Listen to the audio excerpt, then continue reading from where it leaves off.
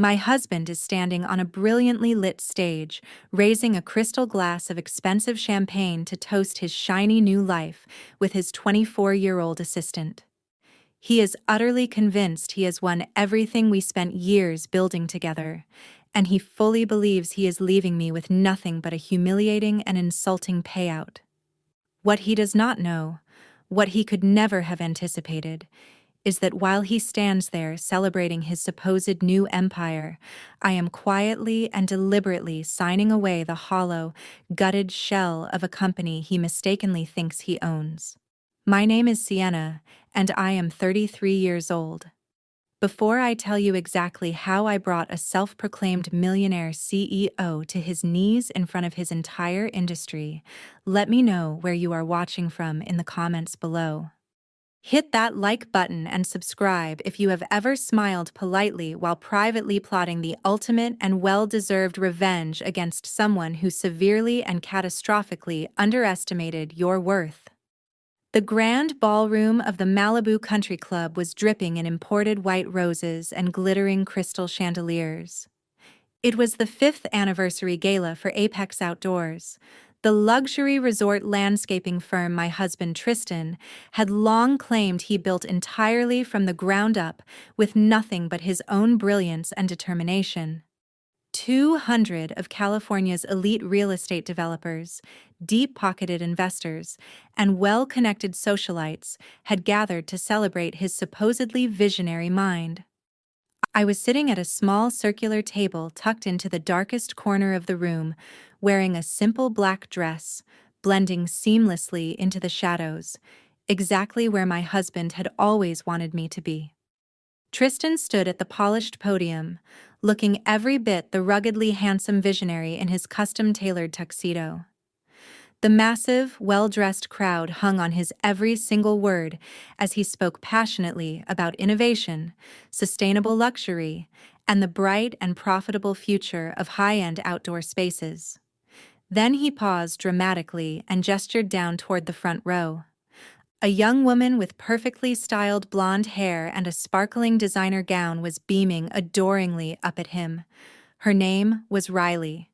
She had been his executive assistant, or at least, that had been her official title until tonight. None of this incredible success would be possible without my muse, Tristan announced, his deep voice echoing powerfully through the massive speakers. My new creative director and the absolute love of my life, Riley. Here is to our beautiful future together. The entire room erupted in enthusiastic applause. People raised their crystal glasses, cheering loudly and without reservation for the happy couple. I sat completely still at my dark corner table, watching my husband of 7 years publicly declare his undying love for a woman 11 years my junior. He was effectively announcing our divorce to the entire Los Angeles elite without ever having had the basic human decency to tell me to my face. I could feel the pitying stares and hear the hushed whispers from the few guests who actually recognized me as the wife being so casually and publicly discarded.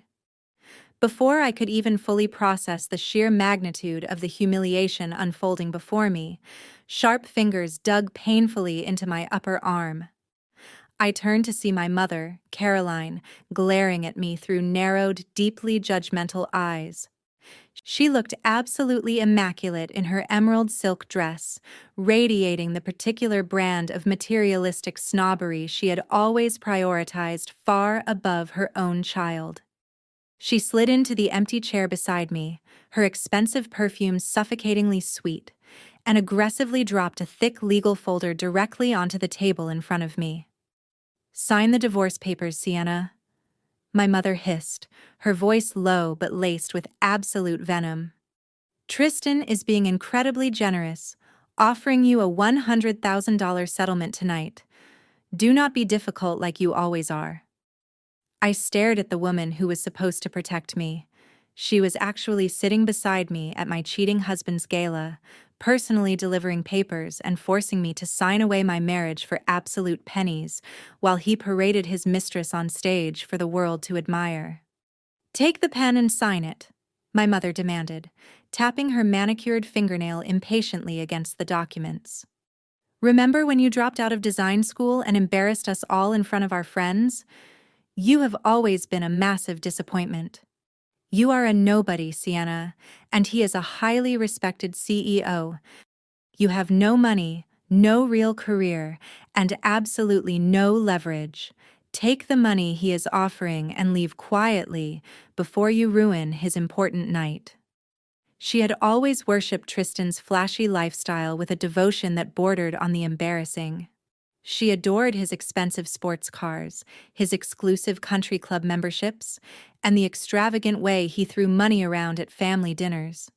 She never once cared that I was the one pulling exhausting all-nighters, hunched over a drafting table, creating the actual landscape designs that won his company those prestigious industry awards. To her, I was just the quiet, perpetually disappointing daughter who liked to play in the dirt, while Tristan was her golden ticket to the upper echelons of high society. Tristan stepped down from the brightly lit stage as the applause finally began to die down. He walked straight past the wealthy investors and prominent developers, heading directly toward my dark corner with practiced predatory confidence. Riley trailed right behind him, clinging tightly to his arm, a smug and triumphant smirk plastered across her perfectly made-up face. He stopped at my table, looking down at me with an expression of pure, unadulterated contempt. "I see Caroline brought the paperwork," Tristan said smoothly, casually adjusting his expensive silk tie as if we were discussing nothing more consequential than a dinner reservation. "I suggest you listen to your mother for once in your life, Sienna. You are entirely out of your depth here. Apex Outdoors is going global, and I cannot have a quiet, unmotivated landscaper dragging me down into irrelevance. Riley has the vision and the social grace this company genuinely needs moving forward." Riley giggled softly, leaning her head against his shoulder with practiced ease. "We really do wish you the best, Sienna," she said, her voice dripping with theatrical sympathy that didn't reach her cold eyes. "With $100,000, maybe you can finally start that little gardening business of your own." My mother pushed the heavy gold pen firmly into my hand. "Do not make a scene," she whispered harshly, gripping my wrist with unnecessary force. "Just sign the papers and walk away with whatever dignity you have left." I remained completely silent, staring directly into her cold, unfeeling eyes as I took the pen.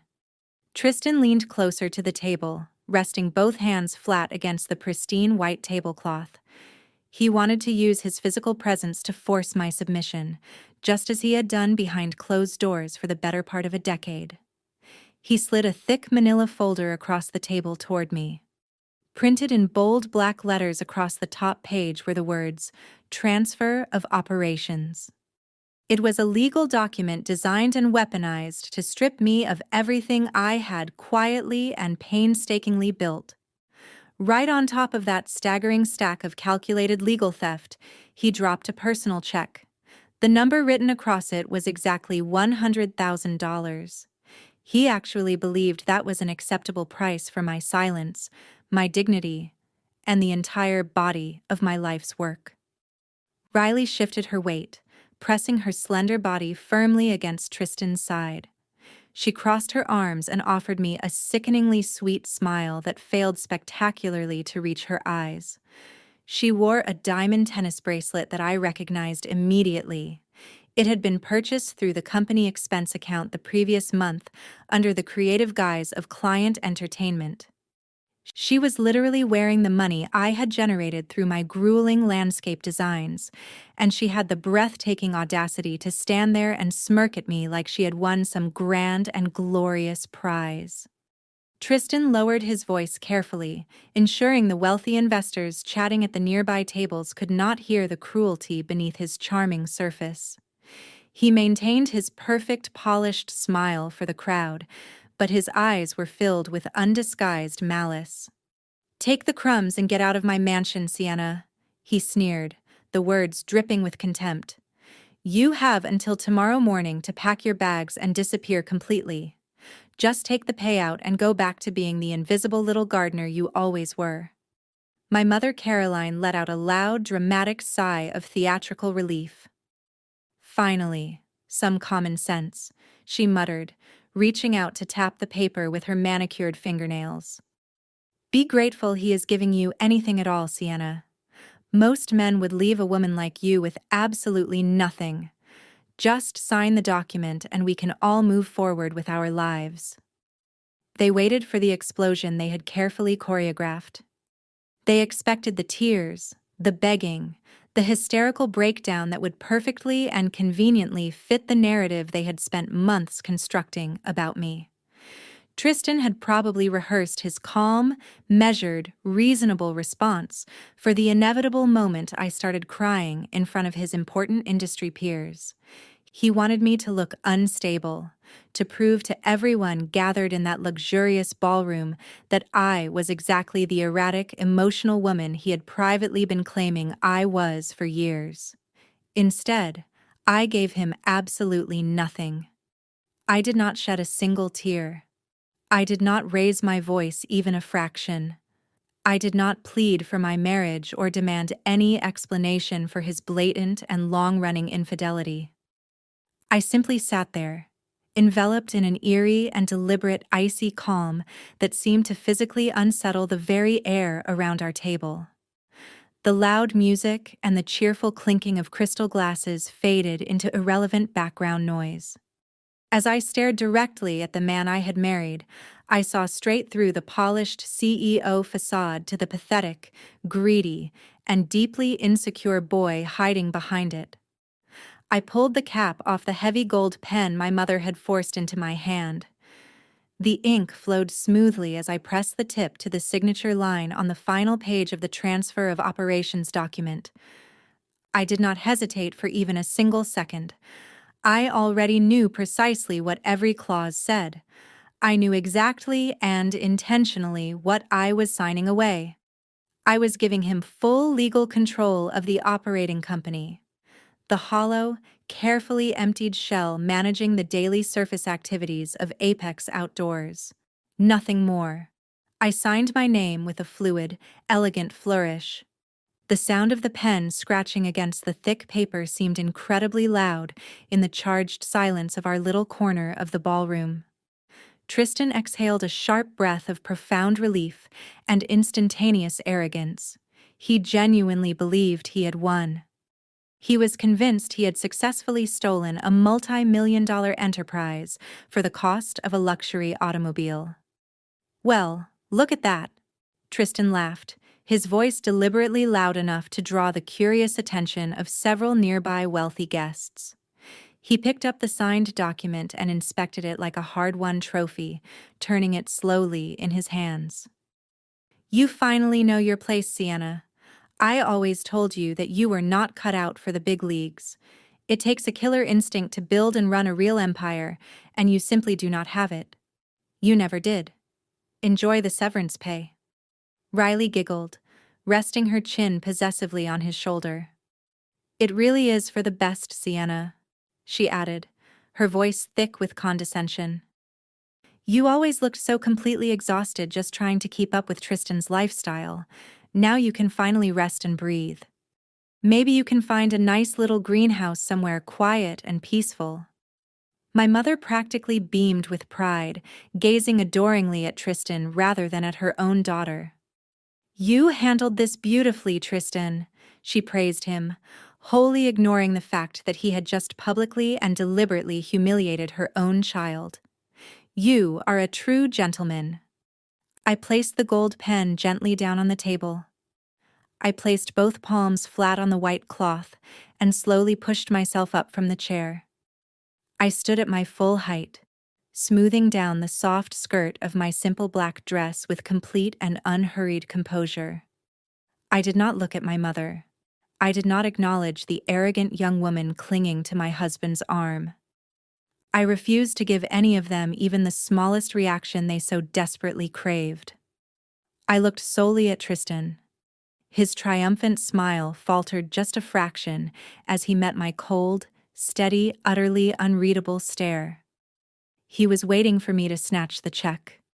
He expected me to grab that piece of paper and run away to lick my wounds in private like a defeated animal. Instead, I picked up my small black clutch purse and stepped calmly away from the table. I left the $100,000 check sitting right there on the pristine white tablecloth, beside a half-empty glass of sparkling water. I did not say a single word. I simply turned my back on the man who thought he had destroyed me and walked away, navigating through the sea of wealthy strangers with complete and unshakable dignity. The cool night air of Malibu washed gently over my face as I stepped through the grand entrance. I approached the valet stand, handing over my ticket, and stood alone beneath the portico, wrapping my light shawl a little tighter around my shoulders.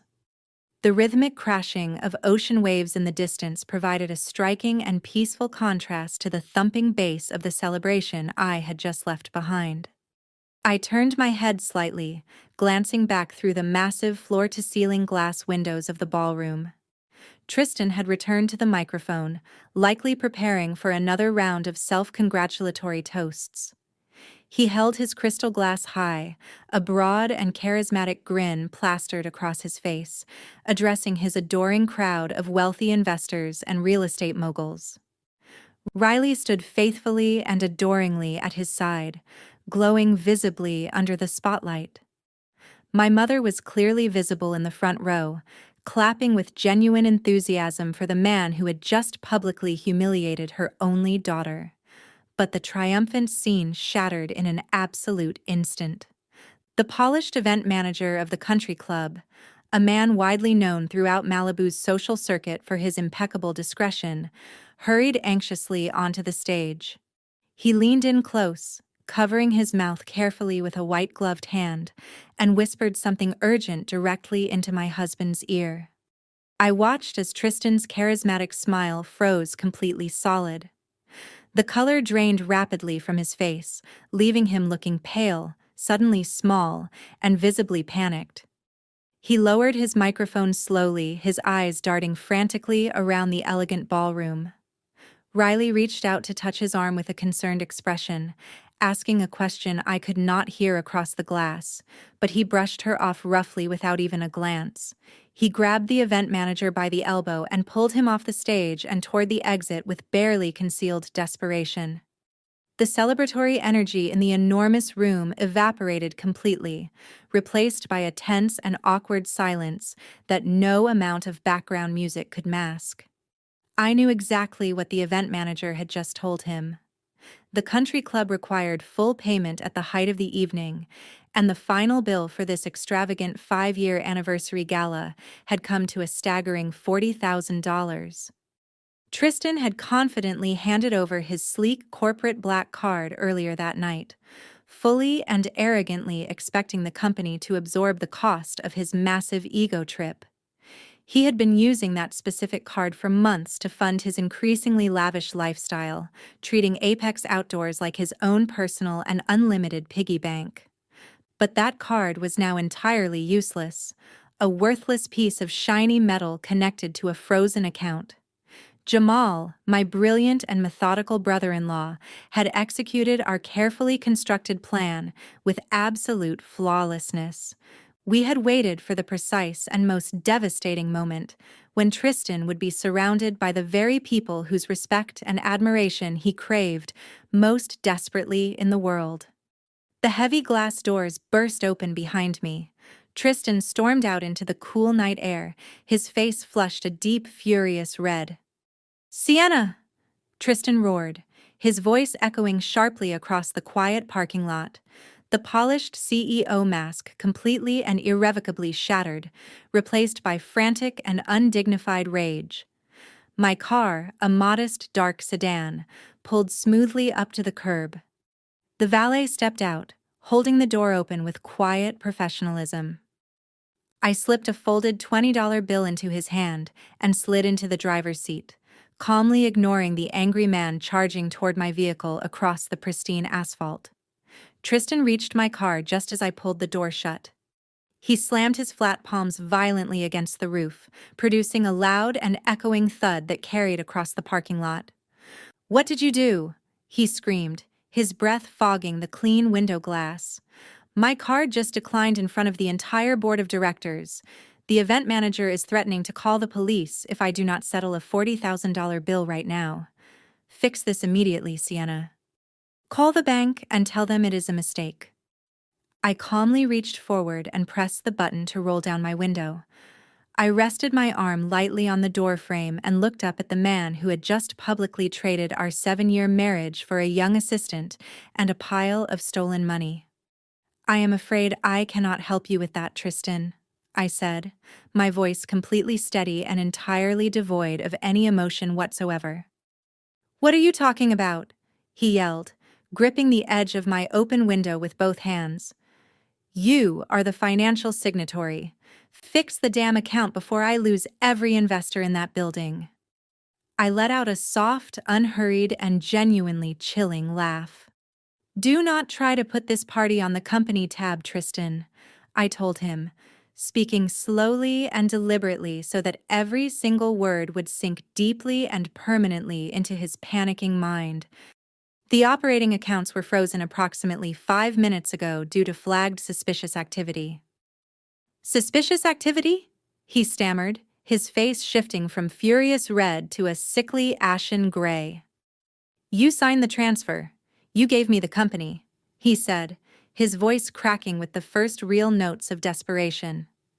"I gave you the operating shell," I corrected him, leaning slightly closer to the open window. "But unfortunately for you, the bank noticed a significant and well-documented pattern of embezzlement. They tend to lock things down rather quickly when millions of dollars go missing to pay for yachts and diamond tennis bracelets. You are completely locked out, Tristan. You have no accessible money, no functioning credit, and absolutely no way to pay for that party going on inside." Tristan stepped back from the car, his legs visibly trembling beneath him. He looked back at the glass doors of the country club, where several prominent investors had now gathered, watching his very public and very undignified meltdown with unconcealed judgment. His carefully cultivated reputation, the only thing he had ever truly cared about, was disintegrating in real time, right before his horrified eyes. I watched the full and terrible realization dawn across his face as the gravity of his situation settled into his mind like concrete. "Have a wonderful night celebrating your new life, Tristan," I said quietly, shifting the car into drive. "You and Riley both truly deserve each other in every possible way." I rolled the window smoothly back up, cutting off his desperate and escalating screaming. I pressed my foot onto the gas pedal and drove calmly and deliberately away from the grand entrance, leaving my cheating husband stranded in the parking lot with a $40,000 bill he could not pay and a growing audience of powerful clients bearing silent and damning witness to his spectacular downfall. The cool night air rushing steadily through the vents felt like absolute and total freedom. The drive back was completely silent. I kept the radio off, letting the distant rhythm of the ocean waves gently ground my thoughts and slow my pulse. The adrenaline was fading, gradually replacing itself with sharp, clean, tactical focus. I navigated the winding coastal roads leading up to the gated community where my husband and I had lived for 5 years, and where I had quietly and methodically built the foundation of my escape. The massive iron gates of the estate loomed ahead, illuminated by the amber glow of security lights. I pulled up to the digital keypad, rolled down my window, and punched in my entry code. A red light flashed back at me, followed by a flat, negative beep. I tried again, pressing each number slowly and deliberately. The same red light glared back. Access denied. I sat in the driver's seat, letting the realization wash over me without surprise. Tristan had not wasted a single second. Even while dealing with the unfolding disaster of his frozen accounts and his furious investors, he had somehow found time to call the security company and delete my access codes. I had been locked out of my own home without a moment's hesitation on his part. Before I could even put the car in reverse, A sudden movement caught my eye. A bright flash of pink silk fluttered down from the second story of the mansion and landed softly on the manicured lawn below. I shifted into park and stepped out into the cool night air, leaving the engine running. I walked up to the iron gate and peered through the thick metal bars. My custom-designed landscaping, illuminated by the soft, warm glow of outdoor lighting, looked immaculate as always. But my front lawn was rapidly being covered in a growing debris field of my possessions. Another item sailed from above, landing with a soft thud on the pristine green grass. It was one of my expensive cashmere sweaters. I looked up toward the origin of the falling garments. Riley was standing on the expansive balcony of the master bedroom, having changed out of her gala gown into one of Tristan's expensive silk robes. The robe was far too large for her frame, slipping casually off one shoulder as she gleefully hurled my belongings over the glass railing with theatrical enthusiasm. "Look who finally decided to show up," Riley shouted, her high-pitched voice carrying easily over the sound of the distant ocean. "Did you enjoy your little stunt at the country club, Sienna? Tristan is absolutely furious, but he told me exactly how to handle you." She scooped up a handful of my designer shoes and dropped them carelessly over the edge. They hit the stone pathway below with a loud and satisfying clattering. "You do not live here anymore," she yelled, leaning over the balcony railing with a victorious and deeply satisfied smirk. Tristan called his lawyers while he was dealing with the police at the venue. He reminded them about the ironclad prenuptial agreement you signed 7 years ago. The house belongs exclusively to the CEO of Apex Outdoors. You signed the transfer of operations tonight with your own hand. You handed him the title on a silver platter. Now you are nothing but a trespasser. I stood on the other side of the iron gate, watching my tailored suits accumulate on the damp, immaculate grass below the balcony. I felt absolutely nothing. No anger, no sadness, no desperate urge to reclaim my belongings or defend my territory. The clothes were just fabric. The house was just a building. A very expensive building that served a very specific purpose in my larger plan. They meant nothing to me compared to the endgame I was steadily and methodically executing. Riley was right about one thing. The prenup did state that the primary residence belonged to the active CEO of the company. What she and Tristan catastrophically failed to realize was that they were playing checkers while I was playing a high-stakes game of chess at a level they couldn't begin to comprehend. Let her throw the clothes, I thought calmly to myself. Let her have the robe and the balcony and the satisfaction of the gesture. Then the blinding glare of approaching headlights washed over me from behind. A sleek silver Mercedes pulled up sharply to the curb, stopping just inches behind my parked sedan. The doors swung open and my mother Caroline stepped out, still wearing her emerald green gala dress, her face flushed with barely contained outrage. For a brief and foolish fraction of a second, a tiny, stubborn remnant of the little girl I had once been, I allowed myself to hope she had come to check on my well-being. That fragile hope died the exact instant she opened her mouth. "Are you completely out of your mind, Sienna?" my mother shrieked, marching toward me with her hands planted firmly on her hips. "Do you have any idea whatsoever what you just did? Tristan is facing absolute ruin because of your petty, jealous, vindictive little stunt. The board members are talking among themselves. The investors are furious. You humiliated him in front of the most important and influential people in the entire state of California." I stared at the woman who had given birth to me. "You are yelling at me," I said, my voice dangerously and unnervingly calm, for humiliating a man who was literally parading his mistress on stage in front of 200 people while I sat in the corner. "He froze his own accounts by embezzling millions of dollars, Mom. I simply allowed the bank to do its job." My mother waved her hand dismissively, entirely ignoring the mention of his documented and substantial financial crimes, as if they were a minor and irrelevant detail. "You always exaggerate absolutely everything," she scoffed. "Tristan is a visionary. Visionaries take calculated risks. You had a perfect life here, Sienna. A mansion, a wealthy and successful husband, and a respected position in society. And you threw every single bit of it away because you could not swallow your pride and learn to share him. Share him, I repeated slowly. The words tasted like ash on my tongue. You expected me to remain quietly married to a man who replaced me with a 24-year-old assistant and announced it publicly at his own company gala. Men like Tristan have needs, Caroline snapped, straightening her diamond necklace with practiced fingers. If you had paid more meaningful attention to your marriage instead of disappearing into your studio to play with your landscape designs every night, maybe his eyes would not have wandered elsewhere. Now look at you, locked out on the street like a common criminal. Before I could form a response, the iron gates clicked softly and began to swing open inward. Riley had buzzed my mother inside.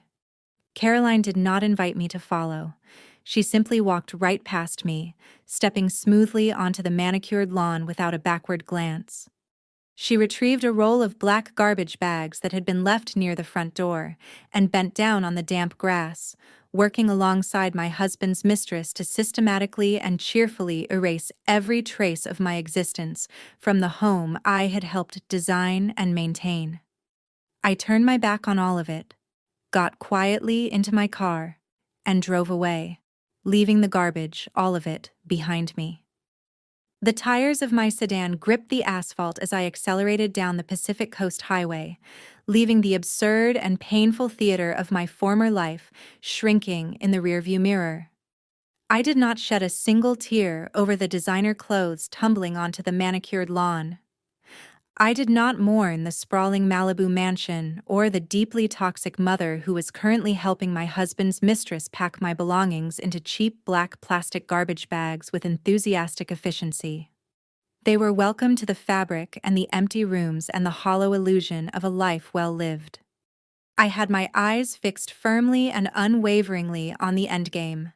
The coastal breeze gave way to the dense electric energy of downtown Los Angeles. Neon signs bled their colors into the damp pavement, casting sharp and vivid shadows across the gritty nighttime streets. I pulled into the flickering parking lot of a 24-hour diner, a stark and deliberate contrast to the crystal chandeliers and champagne flutes I had walked away from less than an hour ago. The diner smelled heavily of stale coffee and fried food, a scent that somehow and strangely grounded me back in solid reality. I pushed open the heavy glass door, listening to the familiar electronic chime that announced a new customer. I scanned the cracked red vinyl booths lining the back wall. Sitting in the furthest corner, positioned deliberately to remain completely obscured from any street view, was Jamal. My 38-year-old brother-in-law looked magnificently out of place in the rundown diner. He was a brilliant forensic accountant, wearing a sharply tailored charcoal suit that commanded immediate and instinctive respect from anyone who happened to cross his path. He was married to Tristan's sister, making him family by law, but he was my closest and most trusted ally entirely by choice and by the genuine bond of mutual respect.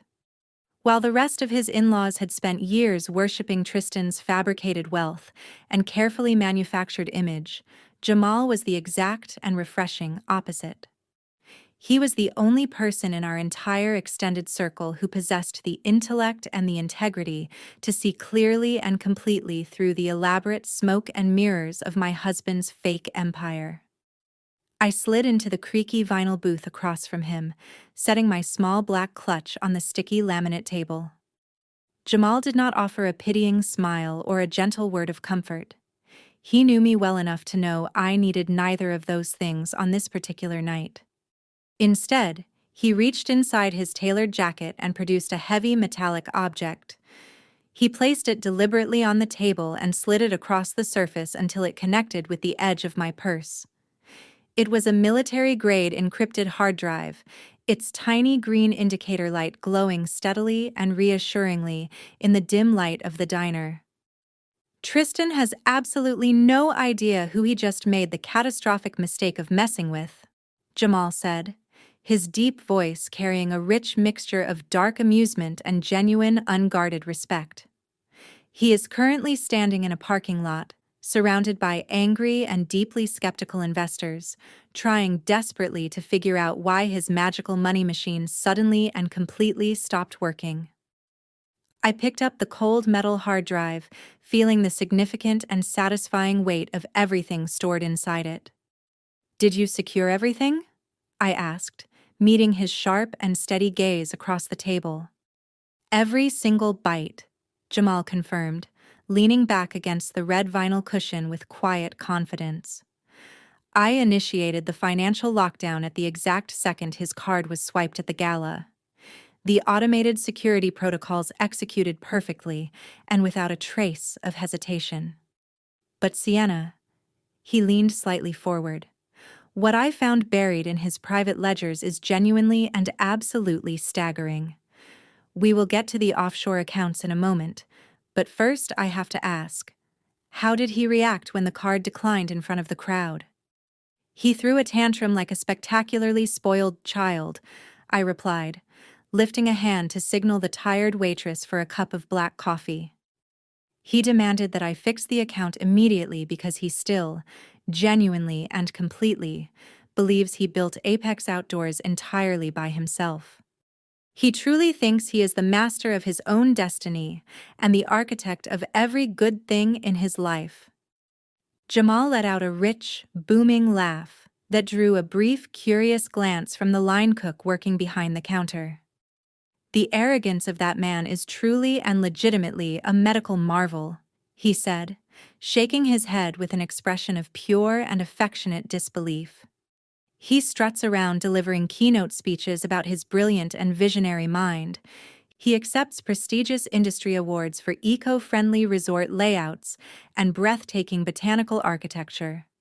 Meanwhile, you are the one sitting at a drafting table at 3 in the morning, personally drawing every single blueprint, running every calculation, and solving every design problem he could never have conceived of on his own. That man could not keep a houseplant alive if his life depended on it. It was the greatest open secret of our entire marriage. Tristan was nothing but a brilliantly charismatic salesman with a blindingly bright smile and a remarkable and almost admirable talent for taking credit that belonged entirely to others. Every award-winning landscape design, every sustainable irrigation patent, and every luxury resort layout that had placed Apex Outdoors firmly and permanently on the industry map had been created entirely and exclusively by me. I was the quiet, tireless landscape designer working invisibly in the background, deliberately allowing his enormous ego to soak up every drop of spotlight, because it served my ultimate financial strategy perfectly and precisely. "Let him have the applause," I said calmly, wrapping both hands around the steaming mug of black coffee the waitress had set before me. "Applause does not pay the corporate taxes, Jamal." "No," Jamal agreed, his expression settling into focused and strictly professional seriousness. "It certainly does not. But seed money does. Which brings us to the most genuinely hilarious aspect of his entire magnificent delusion. Tristan has actually convinced his new mistress and your mother that you are walking away from this marriage with nothing but a $100,000 pity check and a bruised ego." "My mother has always been remarkably terrible at math," I said evenly, taking a slow and deliberate sip of the bitter coffee. "She has believed for years that I blew my inheritance on failed art projects. She genuinely and completely thinks I am a broke, talentless failed designer who desperately needed Tristan to rescue her from a life of mediocrity." Jamal tapped his strong fingers against the sticky laminate table with slow, deliberate rhythm. "Caroline is going to need a cardiologist when she finally discovers the actual truth," he said, his voice carrying a dark edge of satisfaction. "Sienna, she just helped throw the literal founder of the company out onto the street. Tristan believes he is the sole and rightful owner of Apex Outdoors because he handles the day-to-day surface operations. He is entirely and blissfully clueless about the initial $2 million capital injection that made any of it possible. I smiled, feeling a surge of icy satisfaction spread slowly through my chest, like frost spreading across a windowpane. When we got married, I had quietly and deliberately filtered $2 million from my secret trust fund to establish the holding company that birthed Apex Outdoors into existence. I was his angel investor, his silent partner, and his creative engine, all rolled into one carefully invisible wife. I had structured the entire enterprise with surgical precision so that Tristan could play the role of the powerful and commanding CEO, while I maintained absolute control of the business's foundation from the shadows. "You gave him a playground and let him think he owned the entire city," Jamal summarized, the words landing with perfect accuracy. "The $2 million seed investment from your trust fund bought every piece of heavy machinery, secured all the commercial leases, and funded the initial marketing campaigns that put Apex Outdoors on the map. He literally owes you his entire identity, his entire public persona, and every dollar of his supposed fortune." "And tonight," I reminded Jamal, tapping my fingernail deliberately against the cool surface of the encrypted hard drive, "he signed the transfer of operations. He legally and voluntarily claimed full individual responsibility for the operating shell." "And let you walk away completely clean," Jamal concluded, his eyes gleaming with fierce and barely contained anticipation. "Which means he legally claimed full and undivided responsibility for every single massive financial crime he has been committing systematically behind your back. Sienna, the things I uncovered buried in his private servers are going to put him away for a very, very long time." "Let us talk about the embezzlement," I said, setting my coffee mug down with a sharp and commanding clink against the laminate. "Tell me exactly how my husband has been spending my money." Jamal unzipped his sleek leather messenger bag and produced a slim silver laptop, setting it squarely on the diner table between our coffee mugs. He typed in a long and complex sequence of passwords, his fingers moving with practiced and effortless speed. The screen flared to life, casting a cool blue light across his sharp features in the dimness of the booth. He turned the display deliberately toward me. Rows of spreadsheets, flagged bank transfers, and highlighted red text filled every inch of the screen. "It started small, about 18 months ago," Jamal explained, pointing to a dense cluster of transactions dated back to the previous spring. "Right around the exact time he hired Riley as his executive assistant, he began quietly siphoning funds from the primary marketing budget. He categorized them as consulting fees payable to a phantom firm registered in Delaware. At first, it was just 10,000 here, 20,000 there. Pocket change for a company bringing in high-end commercial resort contracts worth millions."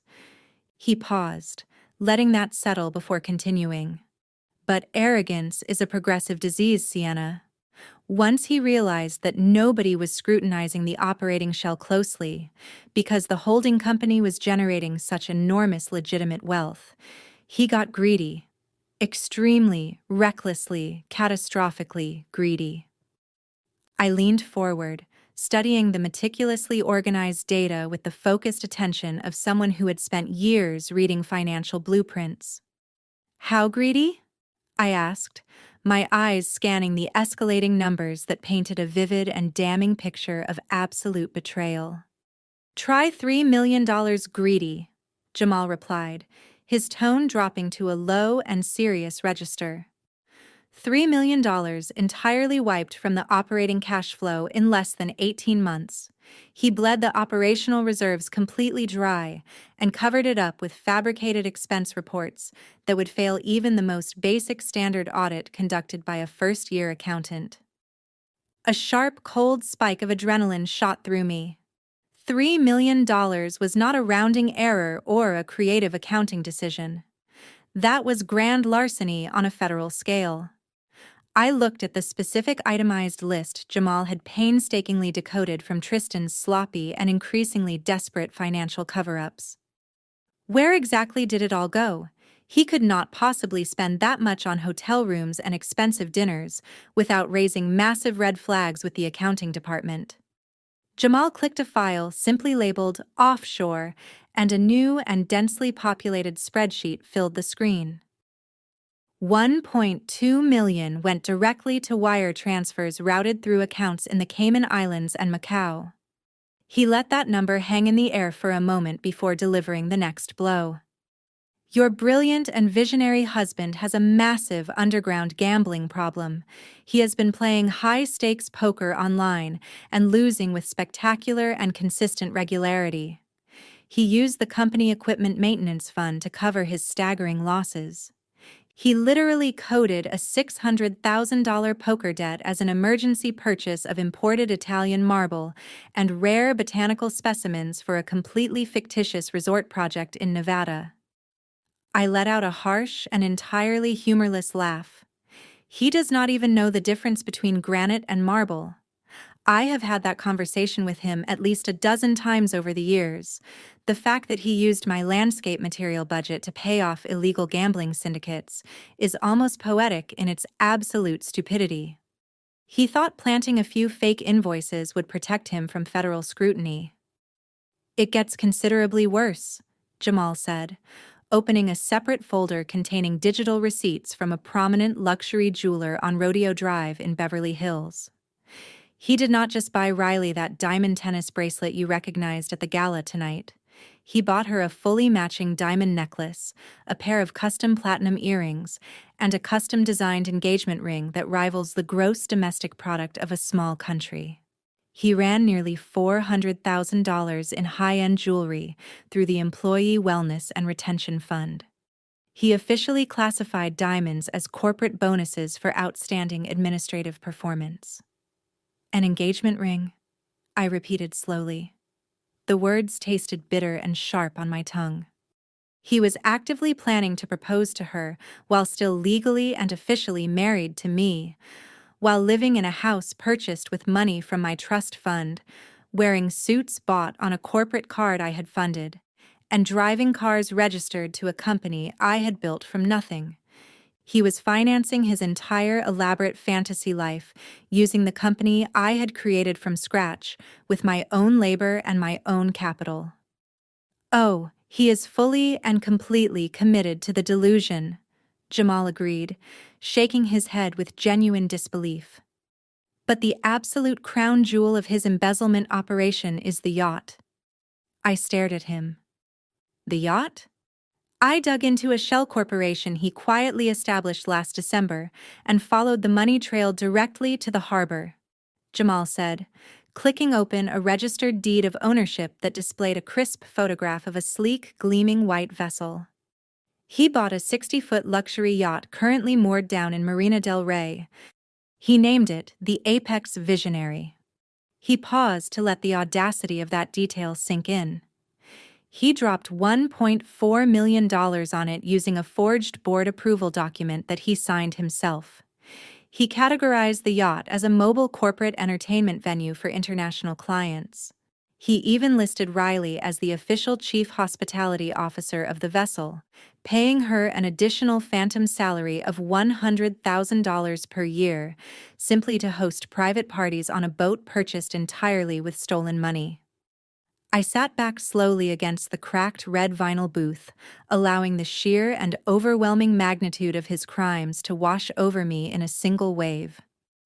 He had built a magnificently fragile house of cards, funded entirely by my silent labor, my intellectual property, and my initial capital investment. And tonight, by signing that transfer of operations document with his own steady hand in front of witnesses, he had legally and irrevocably taken full individual responsibility for the operating company. Every account, every liability, every fraudulent transaction. He thought he was stealing the entire Apex Outdoors empire from a clueless, emotional wife who had finally run out of fight. In reality, He had just claimed sole ownership of a massive and meticulously documented federal crime scene. He had wrapped a financial noose around his own neck and tightened it with his own signature, in front of a room full of his most important investors. The bank freeze tonight was just the opening act, Jamal warned, closing the laptop with a quiet and final click. When that $40,000 gala bill declined and the automated system flagged the account for severe review, it set an irreversible chain of events into motion. By Monday morning, the Internal Revenue Service and federal auditors are going to start asking very uncomfortable and very specific questions about why a luxury landscaping firm is purchasing 60-foot yachts and routing wire transfers to gambling operations in Macau.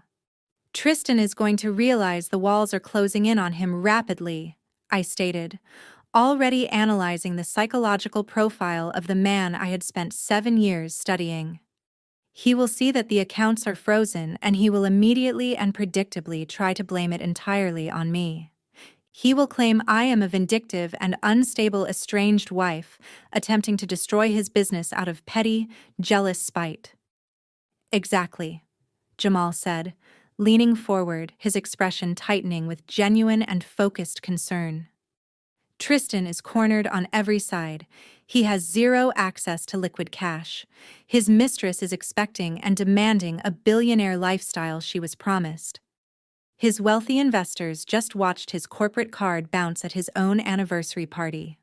And a federal audit clock is now ticking whether he knows it yet or not.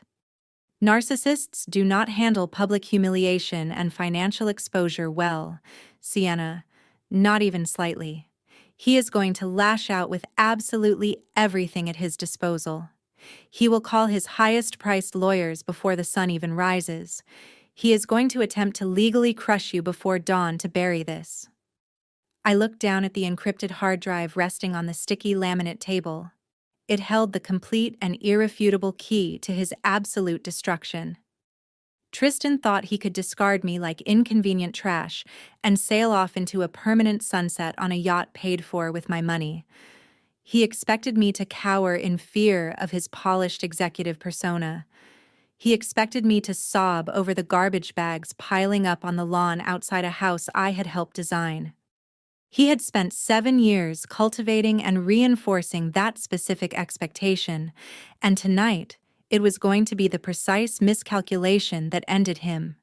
He had severely and fatally underestimated the woman he married. I picked up my coffee mug and took one final slow sip of the bitter, dark liquid. My hands were perfectly and deliberately steady. The quiet, invisible landscape designer who had worked in the shadows for years was dead. The angel investor who actually owned the chessboard and had always owned every piece on it was fully, completely, and irrevocably awake. My eyes narrowed to a fine and focused point. Let him try. The morning sun filtered through the heavy blackout curtains of my discreet downtown hotel room, casting a single sharp sliver of pale light across the pristine white duvet. I had managed exactly 4 hours of sleep after leaving the diner with Jamal. My body was exhausted down to its bones, but my mind operated with the terrifying and crystalline clarity of a general surveying a battlefield from the high ground. I reached over to the modern glass nightstand and picked up my phone. The screen was completely overwhelmed with a relentless cascade of notifications. Over 200 missed messages, 50 unlistened voicemails, and a steady stream of news alerts blinking urgently in rapid succession. I sat up slowly, pushing my dark hair out of my face, and unlocked the device. Jamal had sent me a precise and concise text message at exactly 6 o'clock in the morning, containing 5 different web links. The accompanying message read simply, "He is working exactly from the predictable narcissist playbook, precisely as we anticipated." I tapped the first link, which opened a prominent California real estate and landscaping industry blog. The bold headline spanned the entire width of my screen. Apex Outdoors CEO, Tristan navigates, erratic attack from estranged wife to protect multi-million-dollar gala. My blood ran cold as I scrolled through the carefully formatted article. Tristan had not wasted a single second wallowing in the humiliation of that parking lot confrontation. Instead, he had immediately and efficiently activated an aggressive, high-priced public relations firm to completely rewrite the narrative of the previous night from top to bottom. The article quoted an anonymous corporate source, one that sounded unmistakably and suspiciously like Riley D., claiming that I had suffered a severe mental breakdown at the anniversary gala. The carefully crafted and thoroughly dishonest story alleged that I was a bitter, jealous, and financially illiterate spouse who had illegally accessed corporate banking portals to freeze company assets in a fit of hysterical and irrational spite. I opened the second link, which led to a prominent local Los Angeles news site. This one featured a high-resolution photograph of Tristan looking incredibly distinguished and composed, alongside a glowing image of Riley. The headline painted him as the long-suffering victim of a malicious and unprovoked domestic attack. According to the fabricated and precisely time-stamped timeline, Tristan had heroically managed to salvage the anniversary celebration from complete disaster after his estranged wife attempted to sabotage his hard-working and innocent employees. The public relations spin was absolutely and professionally masterful. He was carefully portraying himself as a devoted and protective leader, shielding his visionary empire from a dangerously unhinged woman who simply could not accept that her marriage was irreparably over. The articles even included fabricated quotes from unnamed family members stating that my mental health had been quietly deteriorating for years, and that Tristan had patiently and generously endured my prolonged instability at great personal cost. I knew instantly and without any doubt that my mother Caroline was the anonymous family source supplying them with that specific and targeted poison. She was actively and willingly participating in the organized public destruction of her own daughter to protect her access to a thief's fake wealth and a country club membership she had never earned. I set the phone down carefully, letting the sheer audacity and reach of his lies settle into my chest. He was attempting to destroy my professional reputation and public credibility before I could expose his massive and well-documented financial crimes. He wanted to ensure that when the truth finally emerged into the light, nobody would believe a single word I said, because they would already have been primed to view me as an unhinged and vindictive ex-wife with a history of fabricating elaborate delusions. A sharp, authoritative knock at my hotel room door cut cleanly through the quiet. I tightened my plush white robe around my waist and crossed the thick carpet in bare feet. I peered through the peephole to see a stern-looking man in a dark suit holding a thick stack of manila envelopes pressed against his chest. I unlatched the deadbolt and opened the door just a narrow crack. "You have been served," he said flatly, pushing the heavy documents through the narrow opening before immediately turning on his heel and walking briskly down the carpeted hallway without another word or backward glance. I closed the door, locked it securely, and carried the documents over to the small glass desk. I broke the seal and spread the crisp and densely printed legal papers methodically across the surface.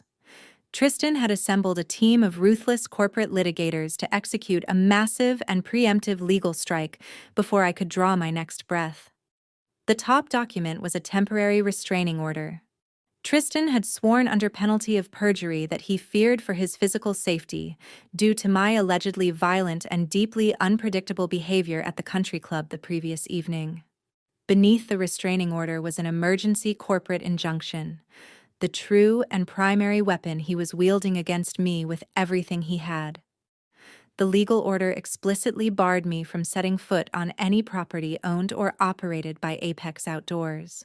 It prohibited me from making contact with any employees, contractors, vendors, or clients associated with the firm. The injunction legally stripped me of all operational access and digital credentials pending a formal hearing. Tristan was using the judicial system itself as a blunt instrument, attempting to isolate me completely from the company I had founded, funded, and quietly built over the course of 7 relentless years. His lawyers were demanding the court permanently strip me of any and all remaining shares, citing my alleged intentional interference with corporate commerce as grounds for total divestiture. He was trying to legally suffocate me and neutralize my credibility before federal auditors could begin unraveling his carefully constructed and deeply criminal web of embezzlement and offshore gambling debts. Tristan believed that locking me out of every building and simultaneously poisoning my name in the press would make me crumble into dust. He assumed that the combined weight of public humiliation and aggressive legal threats would eventually force me to come crawling back for a humiliating settlement.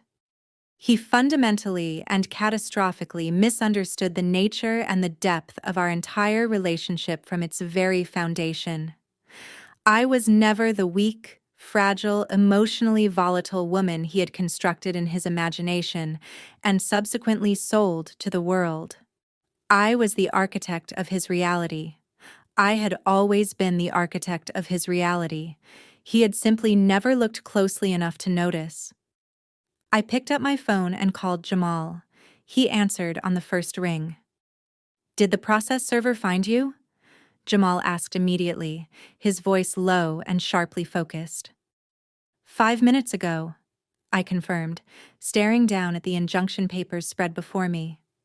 He filed the temporary restraining order and the full corporate lockout simultaneously. He is terrified, Jamal. He is moving fast because those frozen accounts are hemorrhaging evidence by the hour.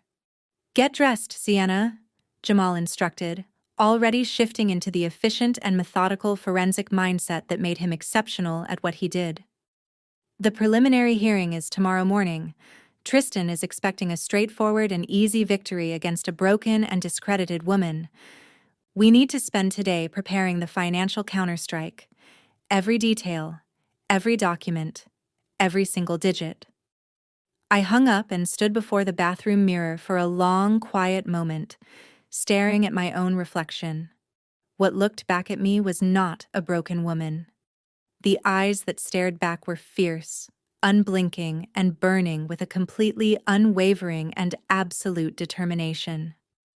I turned on the cold water and splashed my face until my skin tingled. I was going to walk into that courthouse, stand before that judge, and allow Tristan to dig his own grave with his own carefully manicured hands. The heavy mahogany doors of the Los Angeles County Courthouse loomed before me like the gates of a fortress built specifically to intimidate. I walked through the security checkpoints with Jamal directly by my side, our footsteps falling in perfect and unhurried synchronization against the polished marble floors.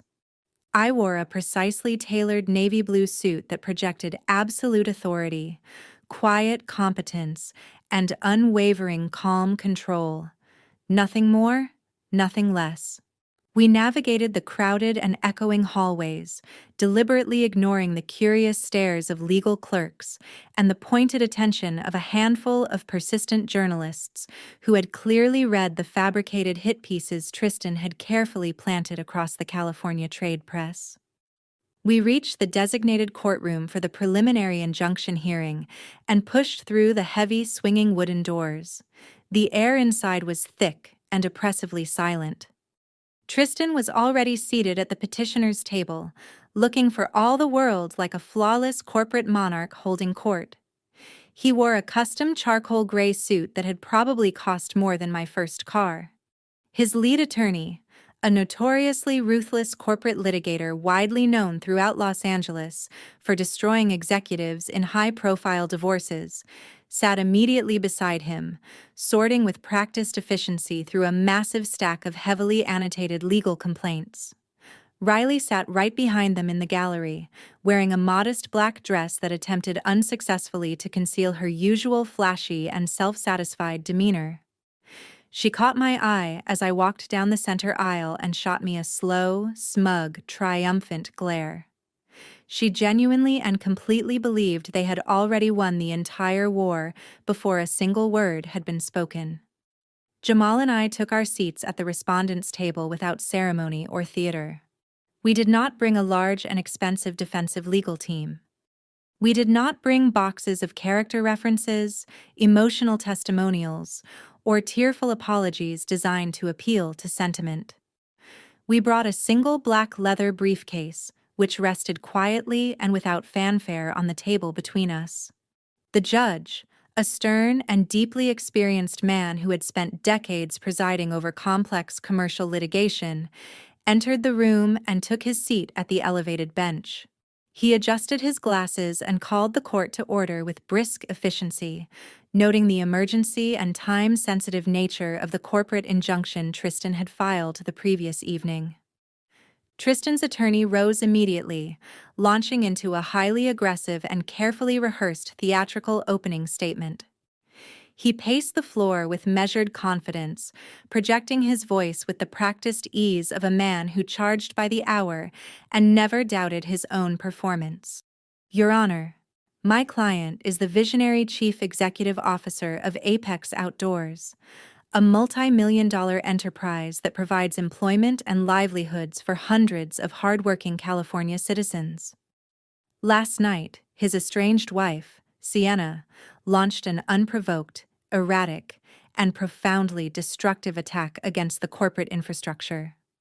She illegally bypassed security protocols to freeze primary operating accounts during a critical and high-profile investor gala, deliberately targeting the most vulnerable possible moment for maximum damage. The lawyer paused dramatically, turning and pointing a sharp finger directly toward me with theatrical accusation. He proceeded to paint a vivid and carefully detailed picture of a deeply unstable woman driven to irrational destruction by petty and consuming jealousy. He claimed I represented a severe and ongoing threat to the financial survival and long-term viability of the company. He informed the judge that my allegedly malicious actions had caused irreparable harm to the firm's carefully cultivated brand reputation, and that I was fundamentally unfit to hold any shares or exercise any operational authority whatsoever within the corporate structure. He formally and emphatically demanded that the court permanently strip me of my equity position and issue an immediate ban barring me from all corporate properties to protect the innocent employees, loyal clients, and committed investors from my unpredictable and dangerous emotional volatility. Tristan sat back in his heavy wooden chair, radiating a carefully calibrated aura of absolute and confident arrogance. He crossed both arms over his chest and offered me a small, subtle, private smirk. Barely visible, but precisely calculated. He was conducting a masterclass in psychological warfare, and he knew it. He expected me to jump to my feet in furious self-defense. He wanted and needed me to passionately and emotionally contradict every single claim, because an uncontrolled reaction would perfectly and completely validate the narrative he had spent the previous 12 hours constructing. That I was hysterical, unhinged, and driven purely by wounded pride. I did not move a single muscle. I sat with both hands folded neatly on the table before me, maintaining a perfectly neutral and composed expression throughout the entire performance. I let the attorney exhaust his aggressive vocabulary and his theatrical flourishes until he finally returned to his seat, looking deeply and visibly satisfied with the character assassination he had delivered. The judge turned his stern and evaluating gaze toward our table. He asked, in a tone that was almost clinical in its precision, whether I had retained legal counsel and whether I intended to respond to these extremely serious allegations of deliberate corporate sabotage. I stood up slowly, pushing back my chair with quiet control and projecting an aura of complete and rooted professional tranquility. I do not require a defense attorney, Your Honor, I stated clearly, my voice carrying through the silent courtroom without a single tremor. I am the majority shareholder and the original founder of the holding company that licenses all intellectual property and foundational assets to Apex Outdoors. I did not illegally access any system or bypass any security protocol. I authorized a standard precautionary security freeze because I discovered a substantial and well-documented pattern of internal corporate theft being conducted by the petitioner. The opposing attorney immediately leapt to his feet with a sharp objection, but the judge raised one hand and silenced him with a look, signaling him firmly to resume his seat. The judge studied me for a long moment, clearly intrigued by my completely calm and authoritative demeanor. He asked me to elaborate on the specific claim of internal corporate theft. I nodded toward Jamal, who smoothly and without any theatrics opened the black leather briefcase. He extracted a thick and carefully bound document from inside and passed it across to me. I walked forward and presented the heavy file to the court bailiff, who carried it up to the judge with both hands. That is a preliminary forensic audit completed by an independent certified accountant with federal credentials, I explained, watching carefully as the judge opened the file and began to read. The freeze on the operating accounts was an automated security measure triggered when the petitioner attempted to charge a $40,000 event to a corporate card that had already been internally flagged for patterns consistent with severe ongoing embezzlement. If you would turn to page 4, Your Honor, you will find the complete and verified transaction history. The courtroom grew absolutely and completely deathly quiet. The only sound was the soft and deliberate rustling of pages as the judge turned through the document. My husband has systematically siphoned over $3 million from the company's operational reserves over the past 18 months, I continued, my voice cutting through the heavy silence with the calm precision of a surgical instrument. He categorized massive personal gambling debts incurred in Macau as imported landscaping materials purchased for client projects. He funneled hundreds of thousands of dollars through the Employee Wellness Fund to purchase diamond jewelry for his personal companion Saul, who is seated in the gallery directly behind him. The smirk on Tristan's face vanished as completely and instantly as if someone had wiped it away with a cloth. The color drained from his face in a single visible wave, leaving him pale and suddenly diminished in his expensive suit. His high-priced attorney furiously whispered something urgent into his ear, looking thoroughly and visibly blindsided by the sudden and documented introduction of financial evidence at this scale. Tristan had clearly and significantly misrepresented the nature of this proceeding to his own legal team, telling them it was a simple and manageable domestic dispute over the wounded pride of a jealous ex-wife. I continued speaking with deliberate and unhurried clarity, ensuring every specific detail was formally entered into the official court record. On page 12, Your Honor, you will find the registered deed of ownership for a 60-foot luxury yacht purchased last December for $1.4 million using a forged board approval document bearing a fraudulent signature. He concealed the asset inside a dummy corporation and officially listed his personal companion as the chief hospitality officer of the vessel, assigning her a phantom annual salary funded entirely by stolen corporate reserves. He is not a visionary CEO protecting his employees and investors from a hysterical former spouse, Your Honor. He is a desperate man attempting to use this court as a shield to lock me out of my own company before federal auditors discover that he has systematically bankrupted the operating shell he is currently claiming to protect. The judge's expression shifted with visible and unmistakable decisiveness, moving from mild professional skepticism to profound and alarmed attention. His eyes moved rapidly across the highlighted spreadsheets and meticulously documented bank transfer records that Jamal had spent weeks preparing with forensic precision. He looked up from the audit and fixed his gaze directly and unblinkingly on Tristan. The entire atmosphere of the courtroom inverted in a single breath. Tristan began to sweat with visible and increasing desperation. A bead of perspiration rolled slowly and damming down his temple. He reached up and tugged at his expensive silk tie as if it were physically constricting his throat. He tried to lean over and whisper urgently to his attorney once more, but the attorney actually pulled physically away from him, staring down at his own notes with a tightly controlled expression of cold professional fury. "You claimed your wife acted out of irrational and jealous malice," the judge said, his voice dropping to a dangerously quiet and measured warning tone that carried far more weight than any shout. "But this document contains verified bank routing numbers that directly link your corporate accounts to offshore gambling syndicates operating in jurisdictions known for financial concealment. On its face, it appears the respondent acted with precise and legally sound fiduciary responsibility to halt an ongoing and substantial financial hemorrhage from a company in which she holds a majority ownership interest." Tristan opened his mouth. Nothing came out. He looked precisely like a man watching a distant wave he had dismissed as harmless suddenly reveal itself as a tsunami. Riley, watching from the gallery, sank visibly lower in her seat, attempting to conceal her face from the handful of reporters stationed quietly in the back rows.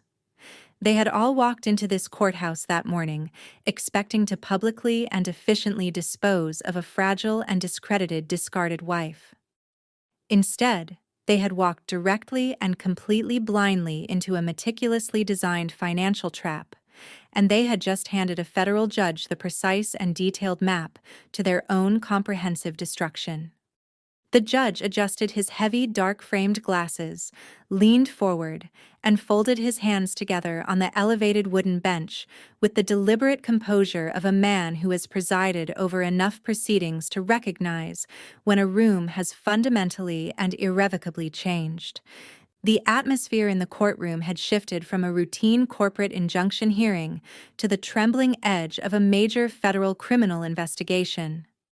I could see the precise and identifiable moment the judge fully comprehended that he was no longer looking at a bitter domestic dispute over frozen bank accounts, but rather a deeply complex multi-million-dollar embezzlement scheme that had been carefully and deliberately concealed behind the polished facade of a luxury landscaping firm.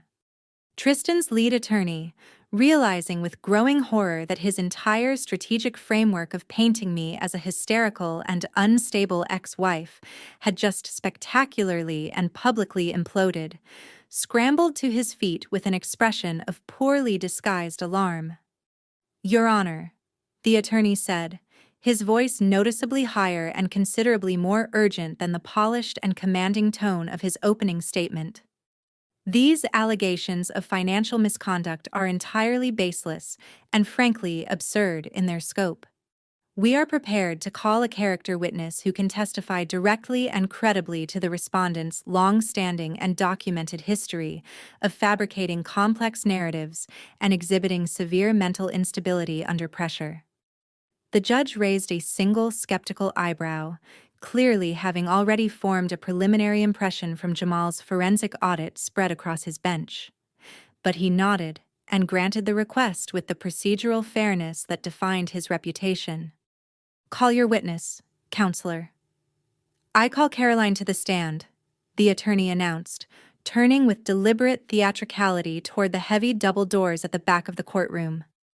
A cold and heavy weight dropped immediately into the pit of my stomach. I turned my head slowly and watched in genuine and stunned disbelief as my own mother walked with practiced composure down the center aisle of the courtroom. Caroline was dressed impeccably in a conservative but clearly expensive beige designer suit, projecting with precision the exact image of a respectable, composed, and deeply credible wealthy matriarch. She did not look in my direction at any point. She kept her gaze fixed straight ahead, walking with a measured and practiced solemnity that was deeply sickening to witness. She stepped into the witness box, placed her hand on the Bible, and swore, in a clear and steady voice, to tell the whole truth and nothing but the truth. Tristan's attorney approached the stand, his entire demeanor softening with theatrical skill into an expression of deep and sympathetic concern, the voice of a man conducting a delicate and sensitive inquiry. "Could you please state your relationship to the respondent, Sienna?" "I am her mother," Caroline said, her voice calibrated with perfect theatrical precision to tremble at exactly the right frequency. And how would you characterize your daughter's mental state and her relationship with factual truth? The attorney continued, gently and expertly guiding her into the fabricated narrative they had clearly spent hours rehearsing in meticulous detail. Caroline let out a long and shuddering sigh, reaching slowly into her designer handbag to produce a pristine white tissue. She dabbed it carefully at the outer corners of her dry eyes, ensuring she did not disturb her immaculate makeup in the process. "It breaks my heart to have to say any of this in a courtroom," she began, her voice cracking with the practiced precision of fake maternal sorrow. "But Sienna has suffered from severe delusions and escalating paranoia since she was a young teenager. She has a documented history of completely detaching from reality whenever she feels slighted, overlooked, or inadequate." I sat frozen and perfectly still beside Jamal, my fingernails pressing into the palms of my clenched hands until they ached with sharp and insistent pain. The betrayal was so profound, so total, and so calculated that it momentarily knocked the breath entirely from my lungs. She was committing perjury in a federal courtroom to protect a man who had publicly paraded his mistress on stage and stolen millions of dollars over 18 months of systematic fraud. "Could you elaborate on these alleged delusions?" the attorney prompted, his tone warm and deeply encouraging. "She fabricates elaborate and convincing stories to make herself seem important and indispensable." Caroline continued with quiet conviction, her tissue clutched in her manicured fingers. "When she dropped out of design school, she spent months creating entirely fictitious portfolios, claiming she was winning prestigious industry awards. And financially, she has always been completely and fundamentally illiterate. Tristan spent years patiently and generously trying to teach her basic household budgeting, but she simply cannot grasp numbers at any meaningful level. The very idea that she could independently understand or trace complex multi-jurisdictional corporate accounts is entirely and obviously laughable.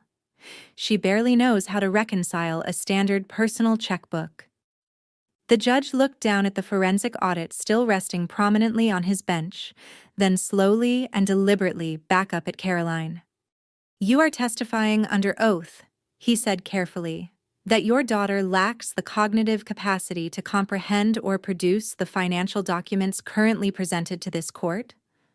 "I am, Your Honor," Caroline answered, meeting his gaze with an expression of earnest and heartbreaking sincerity that she had clearly rehearsed to perfection. "Tristan is a brilliant, deeply generous, and genuinely hardworking CEO who built Apex Outdoors from literally nothing with his own vision and effort. Sienna has always been profoundly and destructively jealous of his success and his talent. When she realized the marriage was ending and that she could not stop it, her paranoia completely overtook her. She told me personally just last week that she was going to find a way to completely destroy him, regardless of the consequences." She paused, dabbing her dry eyes once more with the pristine white tissue. "She has spent days printing out random financial spreadsheets and selectively manipulating isolated data points to construct a false picture of wrongdoing. It is a terrible and transparent cry for attention from a deeply disturbed woman. She simply wants to punish him for moving forward with his life, and she does not care who she hurts or what she destroys in the process." Tristan sat at his table wearing an expression of precisely calibrated solemnity and pained concern, the portrait of a man reluctantly enduring a tragic family revelation rather than the architect of a criminal conspiracy. In the gallery, Riley actually had the breathtaking audacity to nod in slow and sympathetic agreement with every word, her expression performing compassion for anyone who happened to be watching her. "So you believe," the attorney said, bringing his performance toward its carefully staged crescendo, "that the documents submitted by the respondent alleging systematic embezzlement and offshore gambling debts are entirely and deliberately fabricated?" "I know they are fabricated, Your Honor," Caroline answered, her voice ringing clear and steady through the silent courtroom. My daughter needs intensive psychiatric intervention and professional help, not control of a multi-million-dollar corporation. If you do not permanently strip her of her access to Apex Outdoors and its associated assets, she will systematically dismantle everything Tristan has worked for years to build, not because she has a legitimate claim, but simply because she cannot emotionally tolerate being replaced. She had delivered precisely the testimony Tristan had needed. She had weaponized my entire history, every private vulnerability I had ever confided, every struggle I had ever shared with her in a moment of trust, and twisted each one into a precisely aimed public weapon designed to annihilate my credibility before a federal judge. She had provided the court with a plausible and emotionally resonant alternative narrative, that the forensic audit was not a record of Tristan's documented crimes, but rather the manic and vindictive creation of a deeply disturbed and profoundly jealous woman. It was the ultimate and most complete form of toxic betrayal, a mother choosing to sacrifice her own child in order to maintain her proximity to fake wealth, hollow status, and a country club membership she valued more than her own blood. I did not interrupt. I did not stand up and object. I did not demonstrate in any visible way that each word she spoke landed like a calculated blow. I sat with perfect and terrifying stillness, absorbing every syllable of her perjury with a composure that seemed to unsettle the air around me. Jamal leaned slightly toward me, his jaw tight with a barely and admirably suppressed rage. He whispered very quietly, "Do you want me to cross-examine her and dismantle her testimony piece by piece? We can prove in minutes that she is lying about your design school records, your credentials, your financial literacy. All of it." I looked at my mother sitting in the witness box, dabbing her perfectly dry eyes with the tissue she had deployed so effectively. She believed she had won. She believed her performance had successfully protected Tristan's crumbling empire and permanently secured her place in the high society world she had always coveted and never genuinely earned. She had absolutely no understanding that she had just legally and publicly bound herself to a rapidly sinking ship. "No," I whispered back to Jamal, my voice as cold and measured as ice. "Let her finish. She just gave me everything I need to completely and permanently destroy them both." The silence that followed my mother's testimony was absolute and almost physical in its weight. I sat motionless at the respondent's table, my posture rigid and composed, my expression wiped entirely clean of any emotion that could be read, used, or weaponized. I had known, in the abstract and theoretical way that one knows things they have not yet been forced to confirm, that Caroline was capable of profound and self-serving cruelty, but to commit deliberate perjury in a federal courtroom. To stand in a witness box with her hand on a Bible and actively and systematically destroy her own daughter's life, her credibility, and her future. To do all of that in order to protect a man who had stolen millions and betrayed everyone around him. It was a level of betrayal that went beyond anything I had allowed myself to fully imagine, even in my darkest private moments. I felt Jamal stiffen with controlled fury in the seat beside me. "I can tear her apart on cross-examination," he said, his voice barely audible. "I can prove she is lying about your design school records, about your credentials, about every single material claim she just made under oath. Let me show this judge the truth. All of it." I slowly and deliberately shook my head, my eyes fixed straight ahead on some neutral point in the middle distance. "No, Jamal. Let her have her moment. She just handed us the perfect weapon without knowing it. The trap is already set." The judge cleared his throat with quiet authority, breaking the heavy and charged silence. His gaze moved methodically from Caroline, still performing her role of the exhausted and heartbroken mother in the witness box, to me, and then to Tristan. The atmosphere in the room had shifted in a way that was palpable and irreversible. The forensic audit, which had seemed moments ago like the irrefutable centerpiece of a federal criminal case, now sat on the judge's bench carrying the deliberate taint of Caroline's calculated performance. She had successfully planted the precise seed of reasonable doubt, framing Jamal's meticulous financial documentation as the elaborate and manic creation of a deeply and clinically disturbed woman with a documented history of fabrication. It was a masterful, if entirely despicable, piece of psychological manipulation executed with the precision of someone who had spent decades perfecting the art of strategic social performance. "Mrs. Caroline," the judge began, his tone carefully respectful and measured, "the court appreciates your testimony. You may step down." Caroline descended from the witness box with studied and unhurried grace, offering the judge a small, grateful, and appropriately weary smile before returning to her seat in the gallery. She did not glance in my direction even once. She had delivered her lines with flawless precision, and now she was settling into the final act of her performance, the role of the spent and grieving mother who had done what needed to be done. The judge turned his full attention back to the bench, tapping the end of his pen slowly and rhythmically against the thick file Jamal had prepared. "This court is presented with two fundamentally and irreconcilably different narratives," he stated, his voice resonating in the high-ceilinged room. "On one hand, we have a preliminary forensic audit prepared by a credentialed independent accountant, suggesting significant and systemic financial irregularities within the operating entity. On the other, we have sworn testimony from an immediate family member alleging a severe history of mental instability and a documented pattern of document fabrication by the respondent." He paused, looking directly and steadily at me over the top of his glasses. "The allegations of embezzlement presented today are grave in their scope and nature, and they will require thorough and independent investigation before any definitive conclusions can be drawn. However, given the compelling and sworn testimony regarding the respondent's alleged mental state and history of fabrication, I am hesitant to initiate immediate federal action based solely on this preliminary audit." I felt a cold and familiar knot form in my stomach.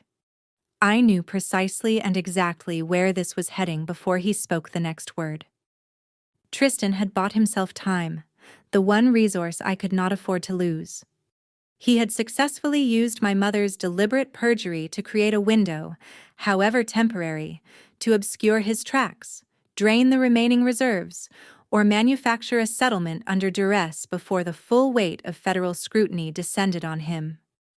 "Therefore," the judge continued, his gavel resting heavily and with finality on the sounding block, "I am granting the petitioner's request for a temporary injunction. The respondent, Sienna, is hereby barred from accessing any physical or digital properties associated with Apex Outdoors pending a formal trial. The petitioner will retain full operational control of the company during this period. The allegations of financial misconduct will be referred to an independent court-appointed auditor for a comprehensive and supervised review.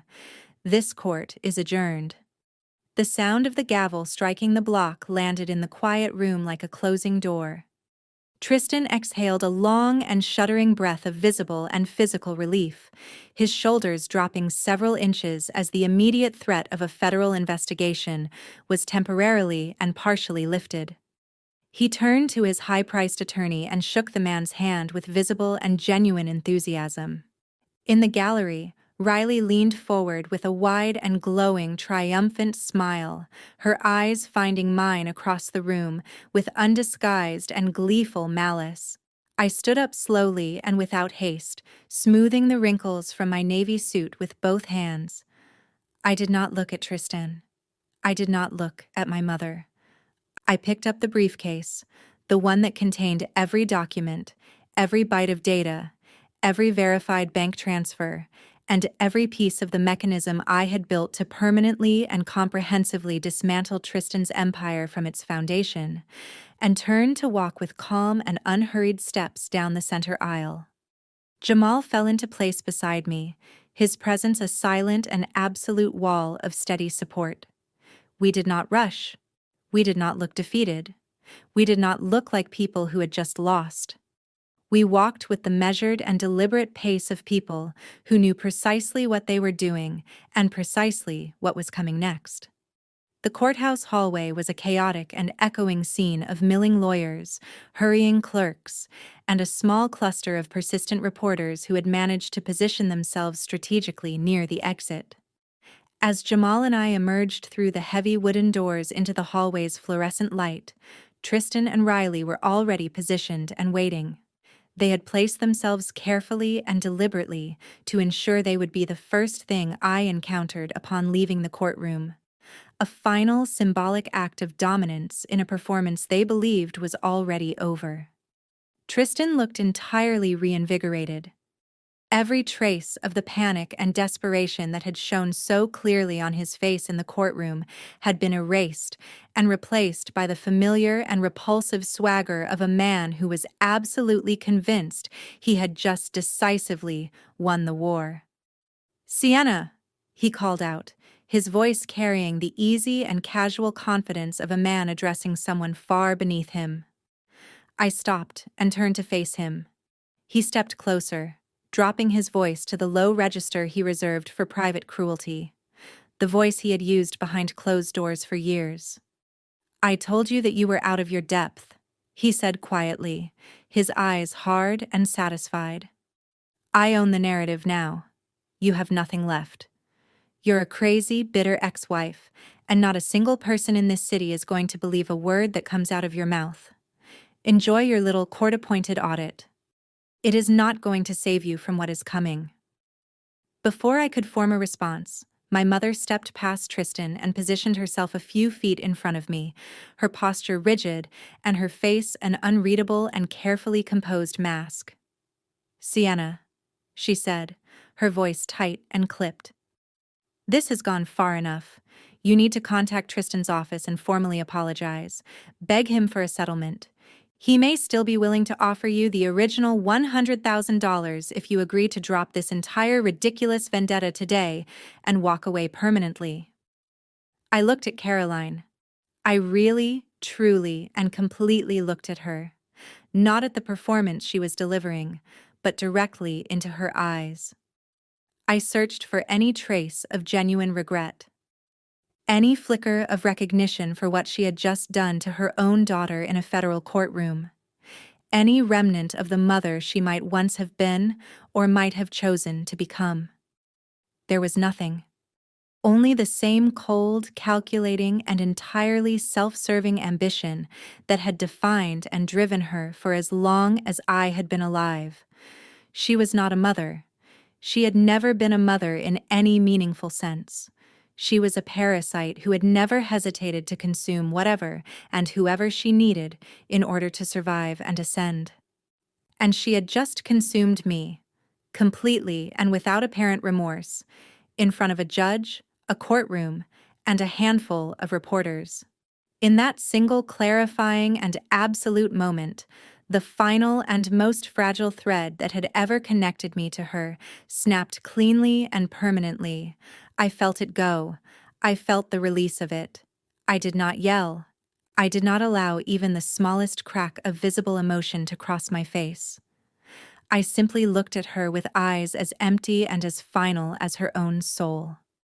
"You made your choice, Caroline," I said, my voice barely above a whisper, yet carrying a weight so dense and absolute that she visibly flinched when the words reached her. "You chose a thief and a liar over your own daughter, in a federal courtroom, under oath." I let that sit for exactly one breath. "Enjoy your temporary victory. It is the last one you will ever have." I turned and walked away. Jamal moved beside me with steady and silent solidarity. I did not look back at any of them. I did not need to. I knew exactly what had been set in motion. I knew exactly what was coming. The trap was closed. The bait had been taken. Now it was time. Finally, methodically, and without any further hesitation, to shut the jaws permanently. We retreated to a secure conference room inside Jamal's accounting firm immediately after leaving the courthouse steps. The temporary injunction meant I could not legally step foot inside my own offices at Apex Outdoors, not through the front door, not through any digital access point, not through any channel Tristan's lawyers could identify and use against me. I sat at the long glass conference table and stared out at the sprawling and indifferent skyline of Los Angeles, letting the full weight of the judicial reality settle and clarify into something I could use. Jamal paced the length of the room with his arms crossed tightly over his chest, working through the tactical implications aloud with the focused precision of someone who approached every problem as an equation with a discoverable solution. He explained that a formal federal investigation into embezzlement of this scale could take anywhere from 6 months to 2 full years to conclude, potentially longer if Tristan's legal team successfully introduced complications, delays, and procedural obstacles at every turn.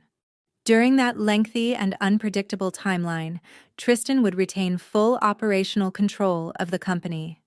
He could systematically funnel whatever remained of the cash reserves into additional offshore accounts. He could deliberately destroy the vendor relationships and client contracts that gave the brand its value.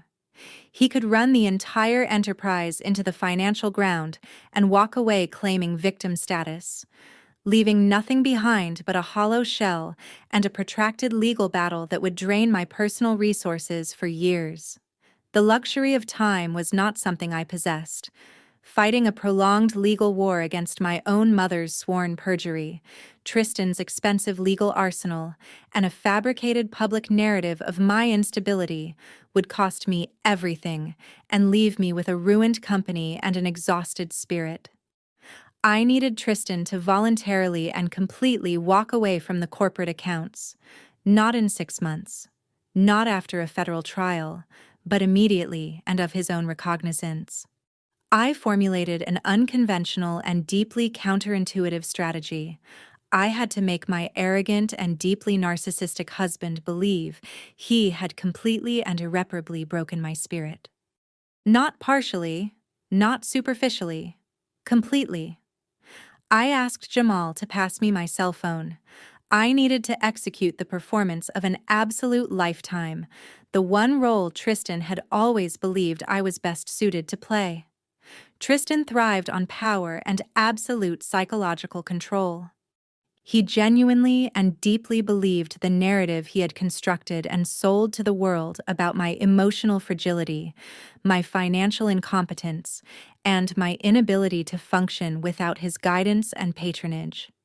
To trap him successfully and completely, I had to lean with full deliberateness and precision into that exact sexist and reductive stereotype. I had to become, for one final and calculated moment, exactly the woman he had always wanted me to be. I took several slow and deliberate deep breaths, consciously forcing my heart rate to climb. I pressed 2 fingers hard against the bridge of my nose until my eyes began to water genuinely and convincingly. I let my shoulders drop and curl forward, adopting the unmistakable physical posture of a woman who had just lost the last thing she had been fighting for, and had finally, exhaustedly, accepted that defeat. I dialed the direct office line for Tristan's lead corporate attorney with steady, deliberate fingers. The phone rang precisely twice before his legal secretary transferred me without hesitation to the senior partner. When the lawyer answered, his tone was brusque and deeply condescending in the way that only men who charge $400 an hour allow themselves to be. He expected me to be calling with angry threats, futile legal posturing, or tearful demands for reconsideration. He was entirely and completely unprepared for the broken, sobbing woman waiting for him on the other end of the line. I let my voice crack dramatically on the very first syllable. I forced a wet, ragged breath directly into the receiver. I told him I could not do this anymore, that I was exhausted, shattered, and completely out of fight. I cried with genuine-sounding tears streaming through my voice, explaining in halting and disjointed fragments that watching my own mother take the stand and testify against me in a federal courtroom had permanently and irrevocably shattered my mental health.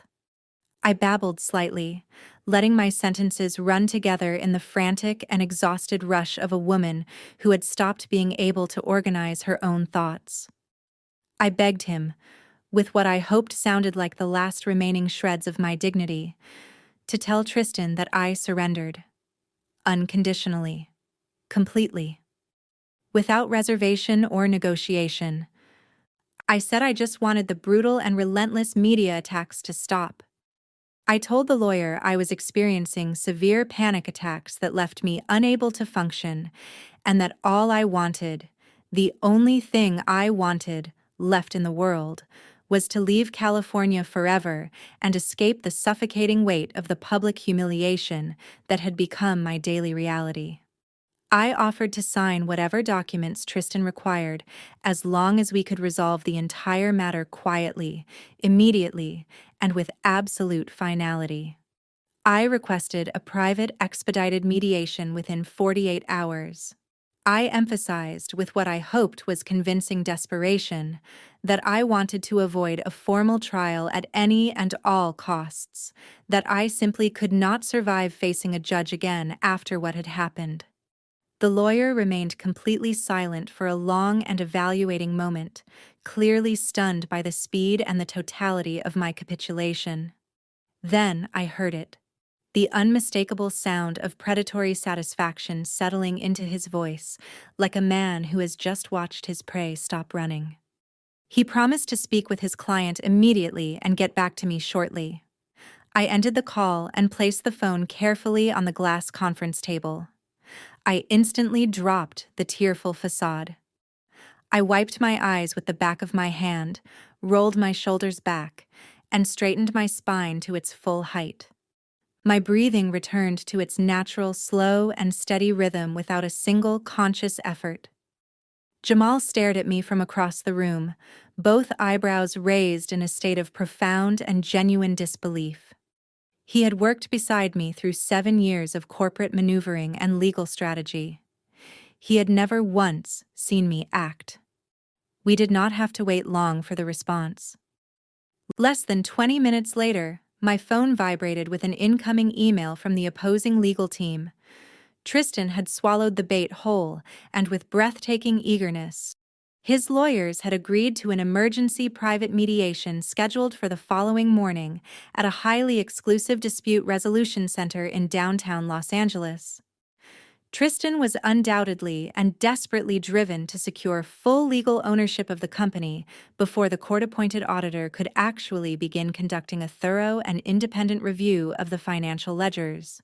He knew his embezzlement trail was sloppy, improvised, and held together with nothing more than falsified invoices and the assumption that no one would ever look closely enough. Securing my signature on a comprehensive binding settlement would allow him to bury the financial crimes beneath the clean and respectable surface of a finalized corporate divorce, transforming grand larceny into a simple business separation with the stroke of a pen. He thought he was outsmarting a hysterical woman who had finally broken under pressure. He was wrong in every possible way that mattered. Jamal walked across the room and lowered himself into the heavy leather chair beside mine. He looked down at the printed email confirmation sitting on the table between us, then back up at my completely and deliberately stoic face. He rubbed his jaw slowly, studying my expression with the intensely analytical gaze of a man who spent his professional life reading numbers, and had learned, through our partnership, to read people with equal precision. "Are you absolutely certain about this move, Sienna?" he asked, his deep voice carrying a careful and genuine weight of caution. Giving him full legal control of the operating company on paper is an enormous gamble, Once you sign those transfer documents in that mediation room, he becomes the sole legally recognized owner of Apex Outdoors. The court will recognize and enforce his authority. He will have total and effective immunity from your internal financial claims. I turned my chair to face him fully. I rested both elbows on the armrests and steepled my fingers together in front of my face, letting a slow and cold and entirely calculated smile spread across my lips. He is currently fighting with everything he has to steal a hollow shell, Jamal, I said, keeping my tone even and precise as a scalpel. Tristan fundamentally misunderstands corporate structure at its most basic level, because he has never actually built a business from the ground up. He only knows how to spend money that other people generated. Apex Outdoors is merely the public-facing operating entity. It pays the employees, it leases the equipment, and it currently holds the entire $3 million of illegal debt he personally and systematically accumulated. I paused, allowing that to land completely. But the operating company does not own the patents, I continued, the smile widening by a precise and deliberate fraction. It does not own the award-winning landscape designs, the proprietary contract the company holds. All of those foundational assets are held securely inside a holding company I established and fully funded before we ever incorporated the operating entity. I structured it that specific way 5 years ago with one purpose: to protect my initial $2 million trust fund investment against exactly the kind of scenario I always understood was possible with a man like Tristan. I leaned forward slightly. Tristan is so completely blinded by his own narcissism and his desperate, frantic need to cover up his offshore gambling debts before federal auditors arrive that he has not bothered, not once, to examine the intellectual property licenses that give his operating company any value whatsoever. He genuinely believes that getting me to surrender my shares in the operating company means he has won the entire empire. I settled back into my chair with absolute composure. He is catastrophically wrong. I am going to walk into that mediation room tomorrow morning and hand him a ticking time bomb wrapped in a neat and perfectly executed legal bow. I looked directly at Jamal. Let him have his temporary victory. The morning sun glared off the polished glass and steel exterior of the high-rise mediation center in downtown Los Angeles, with the kind of unforgiving brilliance that makes expensive suits look like costumes. I stepped out of the elevator onto the 42nd floor. My posture was deliberately and carefully slumped, shoulders rounded inward, chin angled slightly down, maintaining the precise physical illusion of a woman who had been broken by the combined weight of public humiliation and judicial defeat.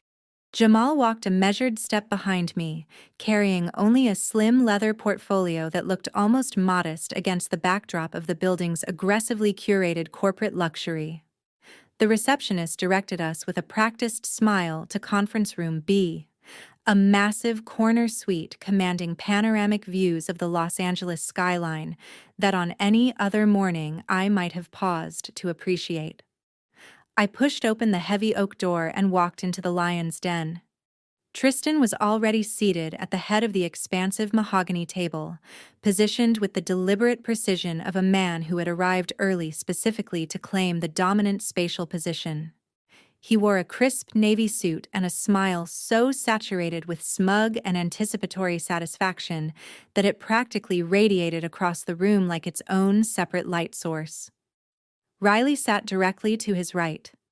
She had completely and without any apparent self-awareness abandoned the modest, understated act she had performed at the courthouse and was back to flaunting her stolen wealth with the ease of someone who had already forgotten it wasn't hers. The diamond tennis bracelet I had recognized from Jamal's forensic audit caught and scattered the light from the recessed ceiling panels with every small movement of her wrist. Flanking them on both sides were 3 aggressively composed corporate attorneys, sorting through stacks of precisely bound documents with the focused efficiency of people billing by the 6-minute increment. And sitting directly adjacent to the lead attorney, arranged with obvious and deliberate care, was my mother. Caroline wore a soft pastel pink dress today, a choice that was undoubtedly calculated to make her appear gentle, approachable, and fundamentally reasonable, the kind of woman a judge or mediator would instinctively trust. She was here to play the role of the benevolent and compassionate peacemaker, graciously and selflessly stepping in to help her poor, overwhelmed, hysterical daughter accept the unavoidable reality of her situation. I pulled out a chair on the opposite side of the table and sat down slowly, keeping my eyes fixed on the polished wood grain as though I lacked the emotional energy to hold anyone's gaze. Tristan's lead attorney, a man who looked entirely and uncomplicatedly comfortable executing the legal machinery of corporate theft, cleared his throat with brisk authority to officially open the session. He did not waste time on pleasantries. He reached into his pristine briefcase and produced a thick, heavy document with the confident fluency of a man who had performed this exact movement hundreds of times. He slid the 40-page contract across the smooth surface of the table until it came to rest directly in front of my folded hands. "We are here today to resolve this unfortunate domestic matter efficiently and permanently," the attorney stated, his voice carrying the specific cadence of someone who considers the outcome already settled. "My client is feeling extraordinarily generous given the significant disruption you have caused to his business operations and the considerable public embarrassment he has endured. He is prepared to offer you a comprehensive and final exit strategy. This document outlines a complete separation of both personal and corporate assets." I kept my head bowed, allowing a slight and carefully manufactured tremor to enter my hands as I reached out to touch the edge of the contract with 2 fingers, as though even physical contact with it was an act of reluctant courage. "What are the exact terms?" I asked, my voice calibrated to barely exceed a whisper, projecting the precise image of a woman who had exhausted herself fighting and had arrived today simply to be told what to accept. Tristan leaned forward, resting both elbows on the table with the easy confidence of a man entirely certain of his position. He could not resist. He needed, on a deep and fundamental level, to hear himself narrate his own victory aloud to an audience. "The terms are entirely straightforward, Sienna," he said, his voice saturated with a condescension that had clearly been marinating for weeks. "You are going to surrender 100% of your shares in Apex Outdoors. You are going to sign over every single ounce of operational authority to me, effective immediately. You will formally resign from any and all board positions and permanently relinquish all voting rights. I become the sole legally recognized owner of the operating company." The lawyer tapped a manicured finger against the thick stack of paper with quiet emphasis. "In addition to the corporate surrender, you will sign a strict and comprehensive non-disclosure agreement. You will be legally prohibited from discussing Apex Outdoors, my client, or any internal financial matters with the press, with investors, or with any other party whatsoever, past, present, or future.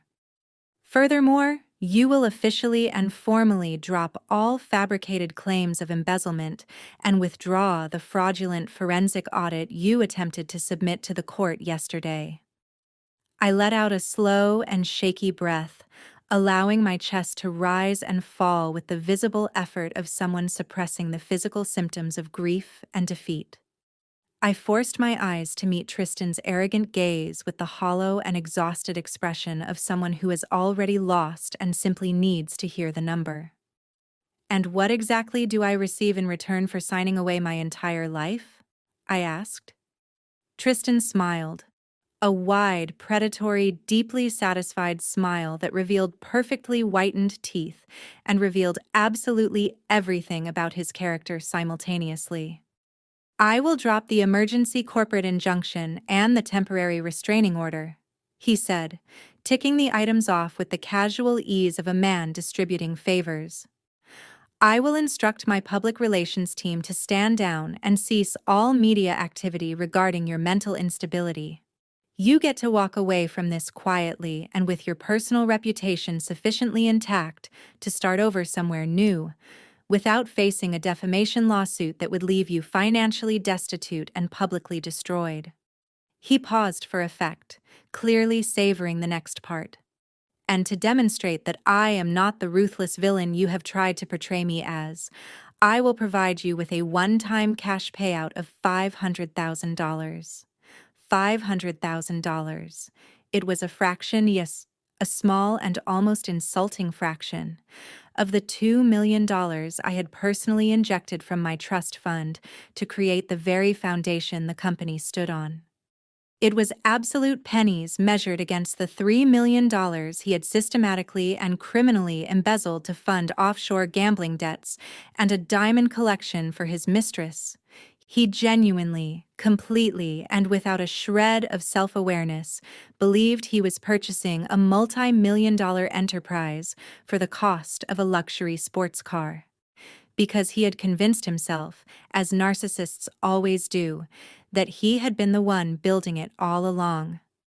Caroline leaned across the wide table, her face arranged into a mask of fabricated sympathy so practiced it must have taken years to perfect. She reached out and placed her hand gently and patronizingly over mine. "See, darling, you need to listen to reason," she cooed, her voice calibrated to a frequency of soft maternal concern that made my jaw tighten. "Tristan is offering you a genuine fresh start. $500,000 is a tremendous amount of money for a single woman to rebuild her life with. It is far more than you could realistically ever generate on your own. You need to accept this blessing and stop fighting a battle that you simply cannot win." I looked at my mother, truly looked at her, and saw the absolute and transparent greed sitting just beneath the surface of her pastel pink performance.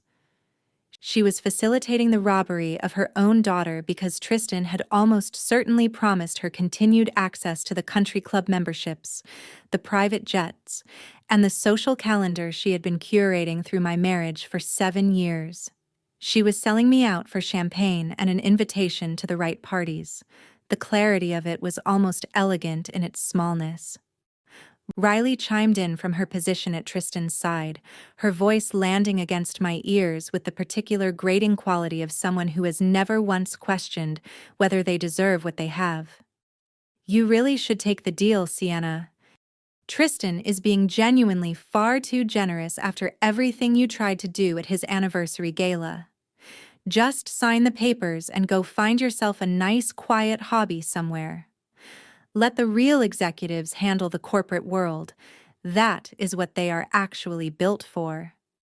I kept my eyes fixed on the 40-page contract resting in front of me. I let the silence in the room stretch long and uncomfortable, allowing them to feel the full and satisfying weight of what they were certain was my imminent and total capitulation. I needed them completely secure in their dominance. I needed every single person at that table to feel so absolutely certain of their victory that complacency would make them careless. Jamal sat in perfect and deliberate stillness beside me, radiating a calm and steady presence that required no words. He knew precisely what I was doing. He knew that the 40-page document sitting between my trembling hands was entirely and completely worthless without the intellectual property licenses held safely and securely inside my holding company. The operating entity Tristan was fighting with everything he had to claim was nothing but a burning building dressed in expensive furniture. He was about to pay $500,000 for the privilege of standing inside it when the roof came down. Tristan let out a loud and theatrically impatient sigh, tapping the crystal face of his expensive watch with 2 fingers. "We do not have the luxury of sitting here all day, Sienna. I have an entire company to run. I have panicked investors to reassure and a major acquisition to finalize.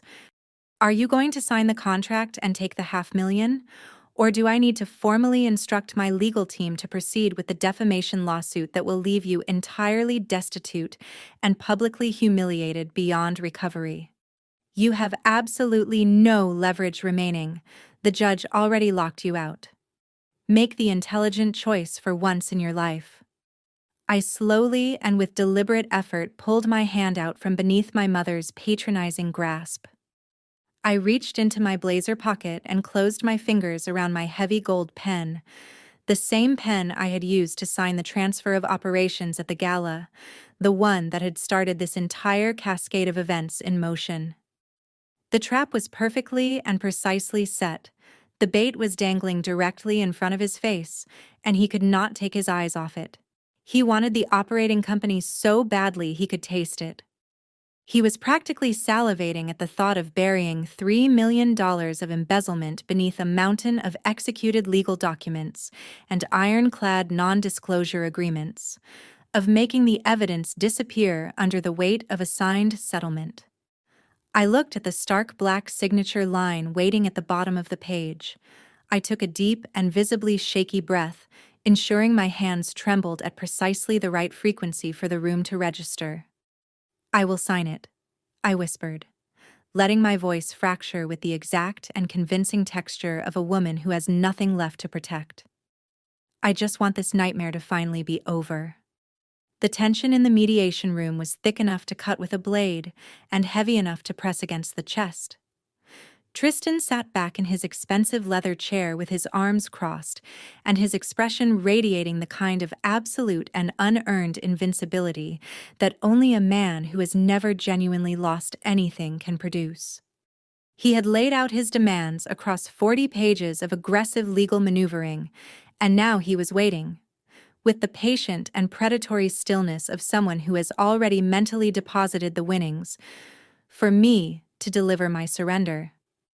I kept my head bowed. I kept my eyes on the stark black ink of the contract. I allowed my breathing to become shallow and slightly erratic, mimicking with careful precision the physical symptoms of a woman balanced on the very edge of a total emotional collapse. My mother Caroline leaned across the mahogany table once more, her overpowering floral perfume arriving a half-second before her voice. She placed her manicured hand over mine with a patronizing pressure that she had clearly decided to perform as tenderness. "Sign it, Sienna," she urged, her voice wrapped in the specific texture of fake maternal concern she had been deploying against me since childhood. "Take the $500,000.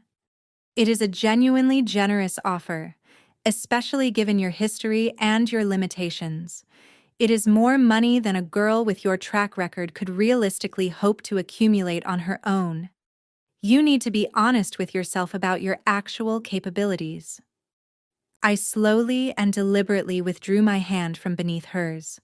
I looked up at Tristan with an expression I had spent the better part of the past hour carefully constructing. The hollow, gutted look of a woman who has been defeated so completely that even the idea of resistance has become too exhausting to entertain. "If I sign this," I said, my voice carrying just enough tremor to be convincing without tipping into theater, "I want your personal assurance that it ends today. All of it. No more press leaks, no more legal threats, no more public attacks on my mental health. You take the company, and you leave me entirely and permanently alone." Tristan smiled. It was the specific smile of a man who has never once considered that the person across the table might be smarter than he is. Wide, warm, and completely without depth. "You have my word, Sienna. I want nothing more than what is best for the business and everyone connected to it. Once you sign those papers and formally surrender your shares, you walk away with your check and the freedom to start over completely. This is the cleanest and most dignified solution available to you."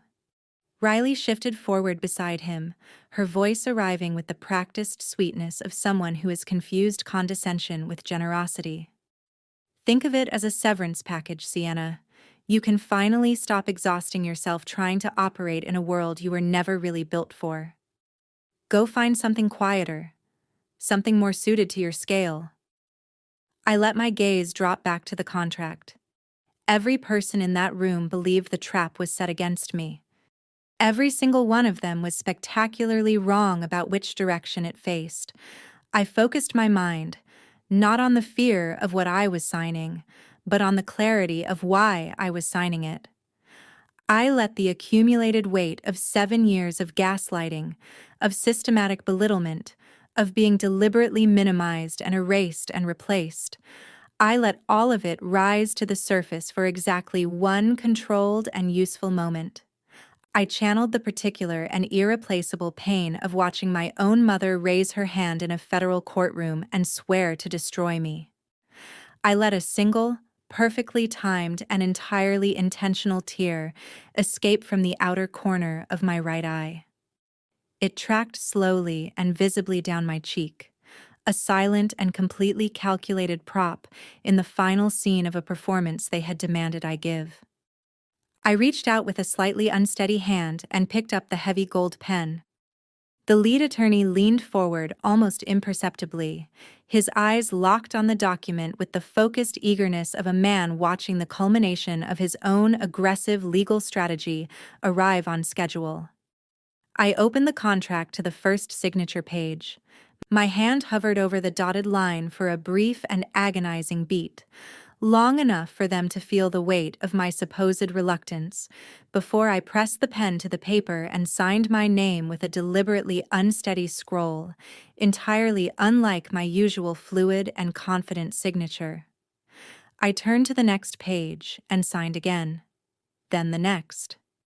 I moved with slow and methodical care through the dense architecture of legal language, initialing every required section and executing every declaration with the painstaking care of a woman who is certain this is the last document she will ever have the occasion to sign. The silence in the room was absolute, broken only by the steady and rhythmic scratching of the pen against the crisp paper.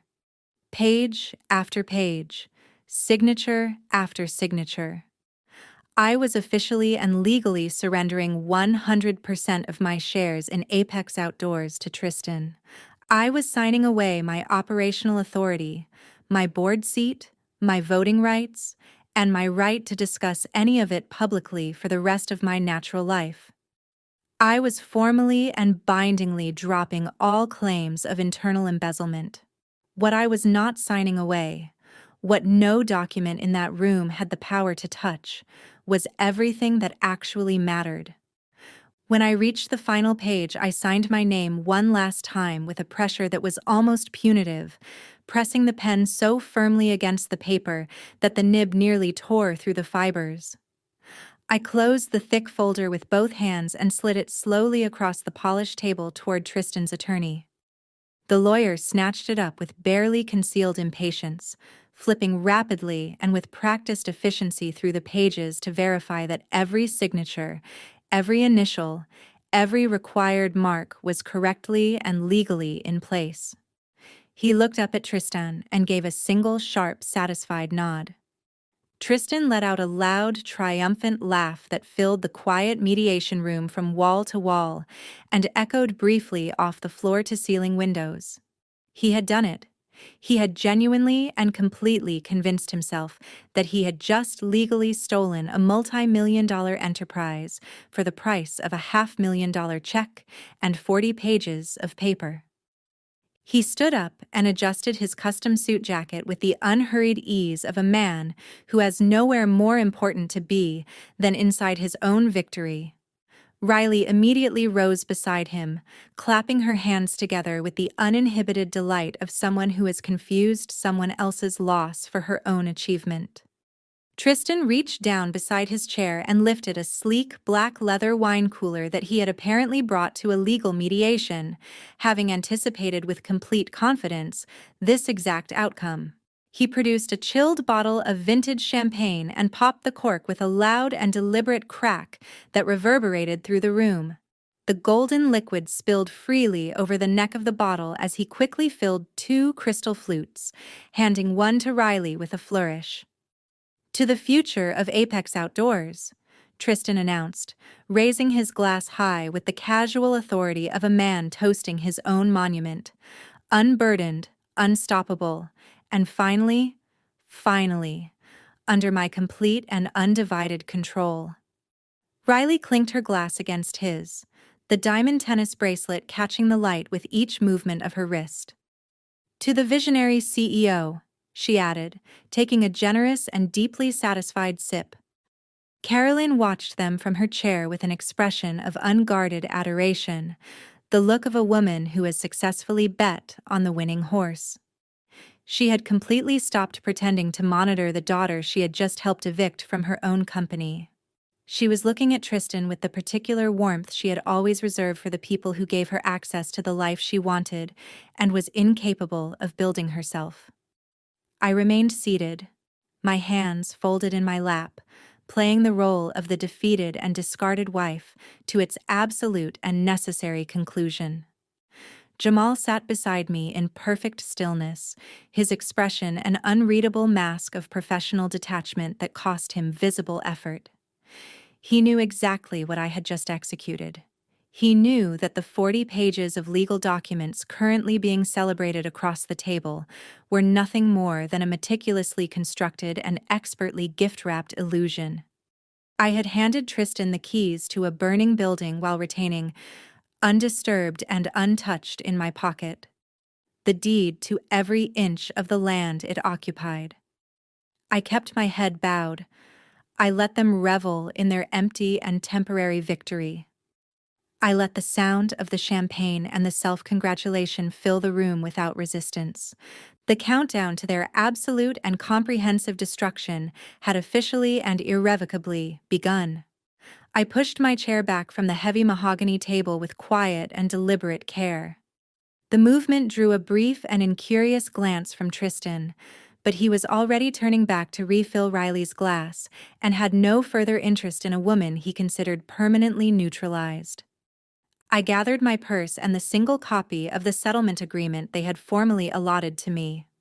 My mother, Caroline, did not look in my direction even once. She had fully relocated her attention to the man at the head of the table, drawn to the warmth of his manufactured wealth like a plant turning toward artificial light. I stood up, keeping my gaze fixed at a point on the floor slightly ahead of my feet, maintaining the posture of the vanquished opponent for every remaining second I was visible to them. Jamal rose beside me, his face an absolute and impenetrable mask of professional indifference. He leaned down and murmured quietly that he was heading down to the parking structure to bring the car around. I gave him a small and barely perceptible nod. Leaving that room was the easiest thing I had done in months. I walked toward the heavy oak doors, listening to the sound of my own quiet footsteps against the thick carpet. Just as my hand connected with the polished brass handle, Tristan called out from behind me. His voice carried the specific and deeply unearned weight of a man who believes his words carry consequence because he has never truly felt the consequences of his own. Don't spend that $500,000 all in one place, Sienna. It has to last you a very long time. I did not turn around. I did not give him the satisfaction of even a half-second's pause. I simply pushed the door open and stepped out into the cool and quiet corridor, allowing the heavy wood to swing shut behind me and close off the sound of their laughter like a door being sealed from the inside. The moment the latch clicked, a profound and almost physical transformation moved through my entire body from the ground up. I stopped in the middle of the empty hallway and drew a single deep and stabilizing breath. I rolled my shoulders back slowly, releasing the artificial tension I had been holding deliberately in my spine for the past 2 hours. I lifted my chin. I straightened to my full height. I felt the posture of the meek and terrified woman dissolve off my frame like a costume being shed after the final curtain. The real Sienna stepped forward, the one who had always been standing behind the performance, waiting. I walked toward the elevator bank with a stride that was long, purposeful, and entirely my own. I pressed the call button and stood quietly while the stainless steel doors slid open. When I stepped inside the empty car, I caught my reflection in the mirrored back wall and held its gaze without apology. My eyes were completely and entirely dry, The single tear I had released during the signing had been nothing more than a calculated and precisely deployed theatrical prop, and it had performed its function flawlessly. I looked down at the thick legal folder in my right hand.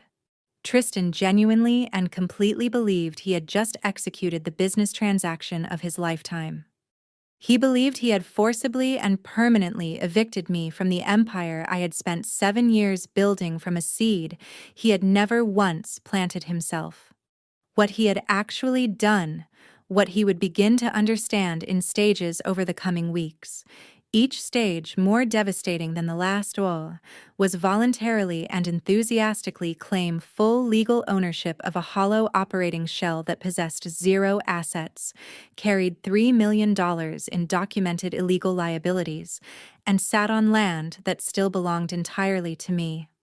The elevator descended rapidly, dropping 42 floors toward the ground in a smooth and unhurried fall. During that brief descent, I reviewed the corporate architecture I had designed with such deliberate and prescient care 5 years earlier. When I had used my trust fund to finance the creation of Apex Outdoors, I had built it as a dual-layer entity from the very first day. Sienna Holdings, LLC was the parent organization, invisible, protected, and absolute in its authority. It held ownership of every single patent, every proprietary landscape design blueprint, every commercial master lease, and every exclusive vendor contract that gave the Apex Outdoors brand any commercial value whatsoever. Apex Outdoors itself was merely the operating subsidiary, a management vehicle designed to handle payroll, execute contracts, and present a public-facing identity for the business. It possessed zero independent assets. Its entire operational purpose was to execute the contracts that my holding company licensed to it on terms I controlled completely. By forcing me to sign away my shares in the operating subsidiary, Tristan had claimed full and undisputed ownership of a company that owned absolutely nothing of value.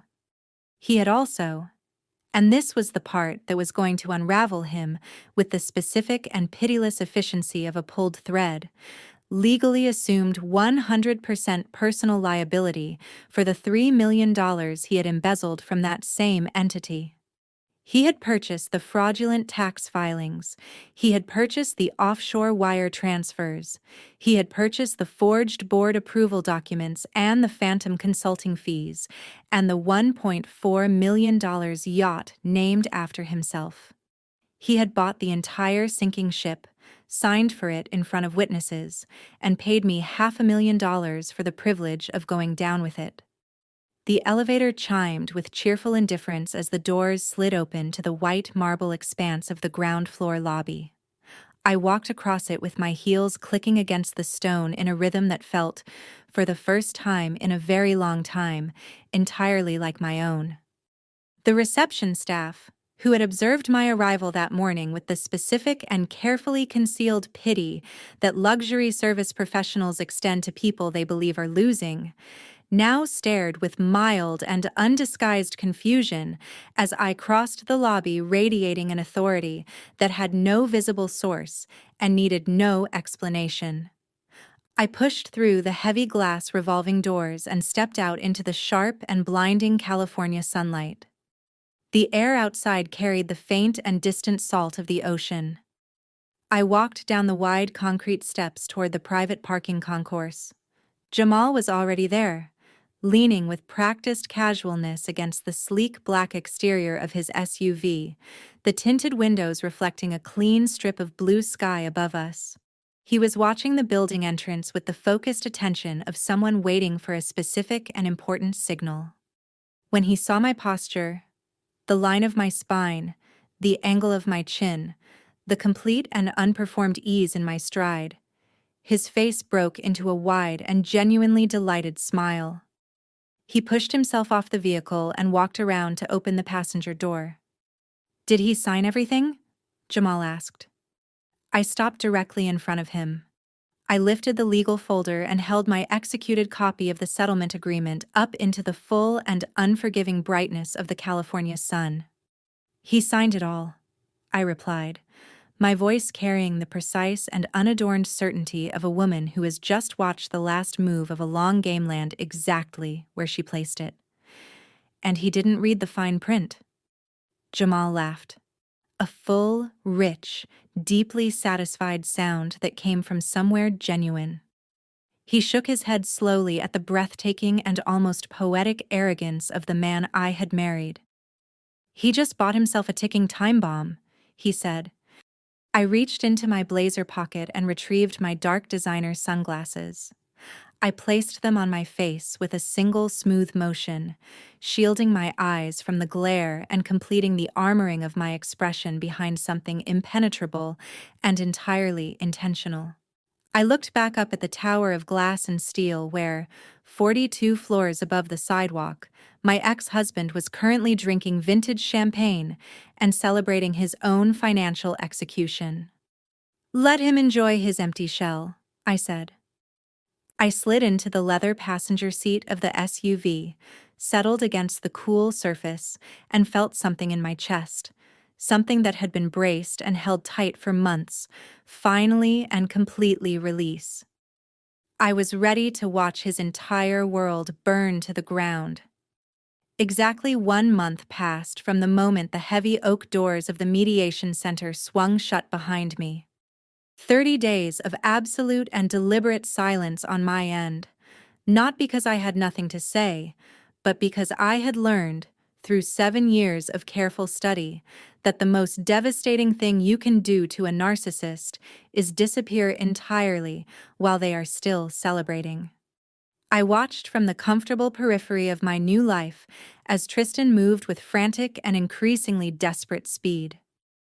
He took the executed transfer documents and immediately marched into the boardrooms of the most powerful corporate acquisition firms operating in California.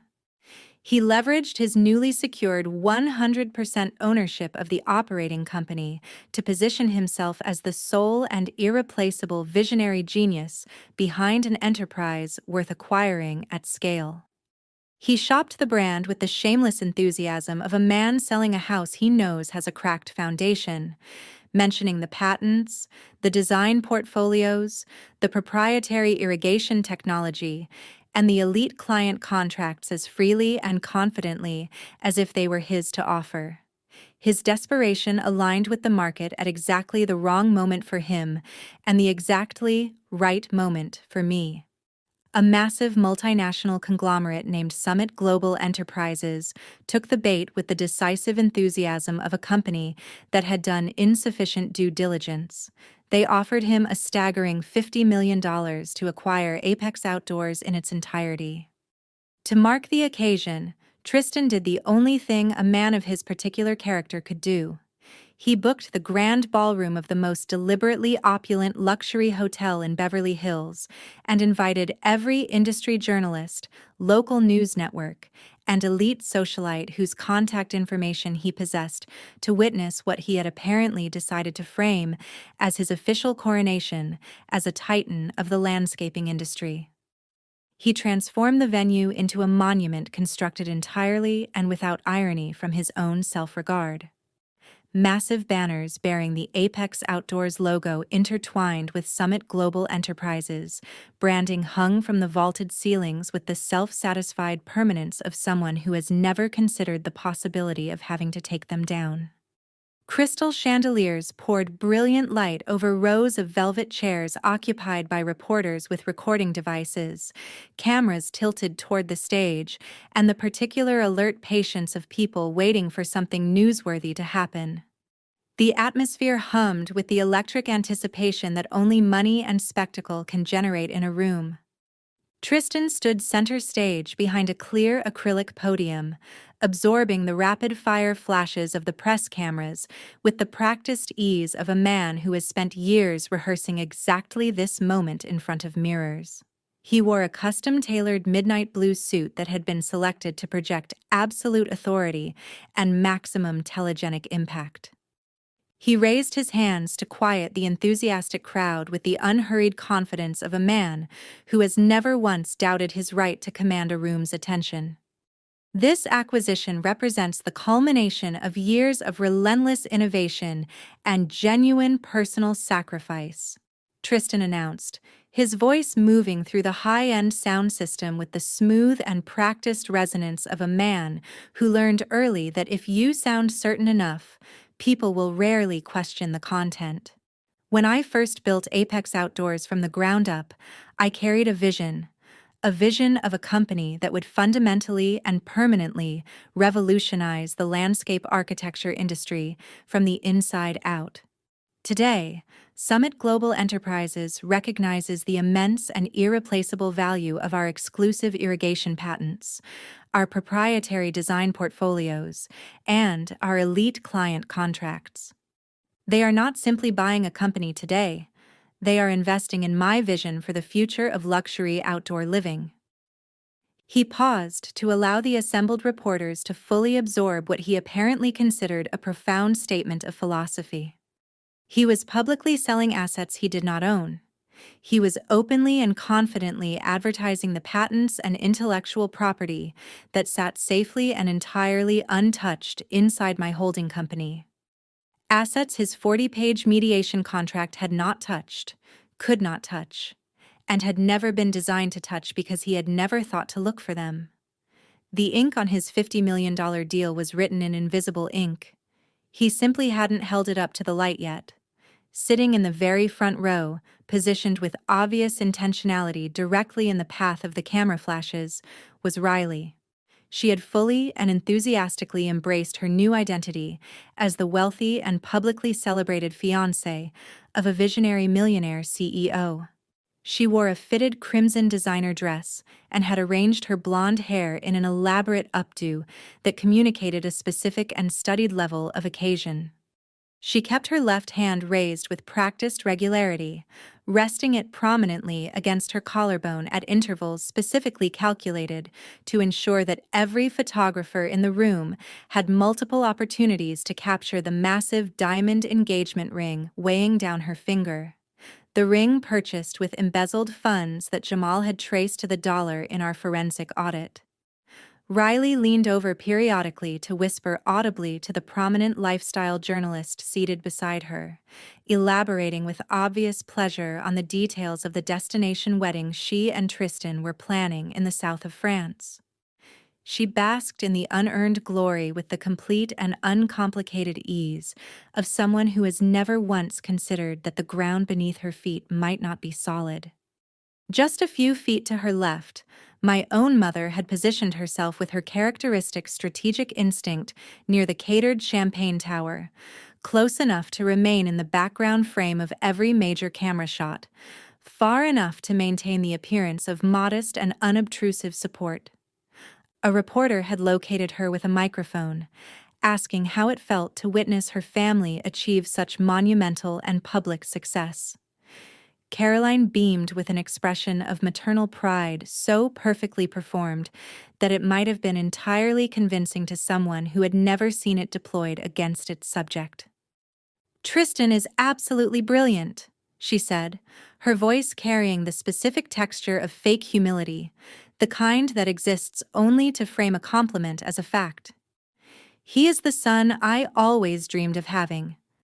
He possesses such a rare and genuine killer instinct for business." When the reporter followed up with a probing question about my sudden and somewhat controversial departure from the company, referencing the brief and carefully managed media scandal from the previous month, Caroline did not flinch. She did not hesitate. She waved her manicured hand with the dismissive grace of a woman clearing smoke from the air. "We prefer to focus on the positive today," she said smoothly.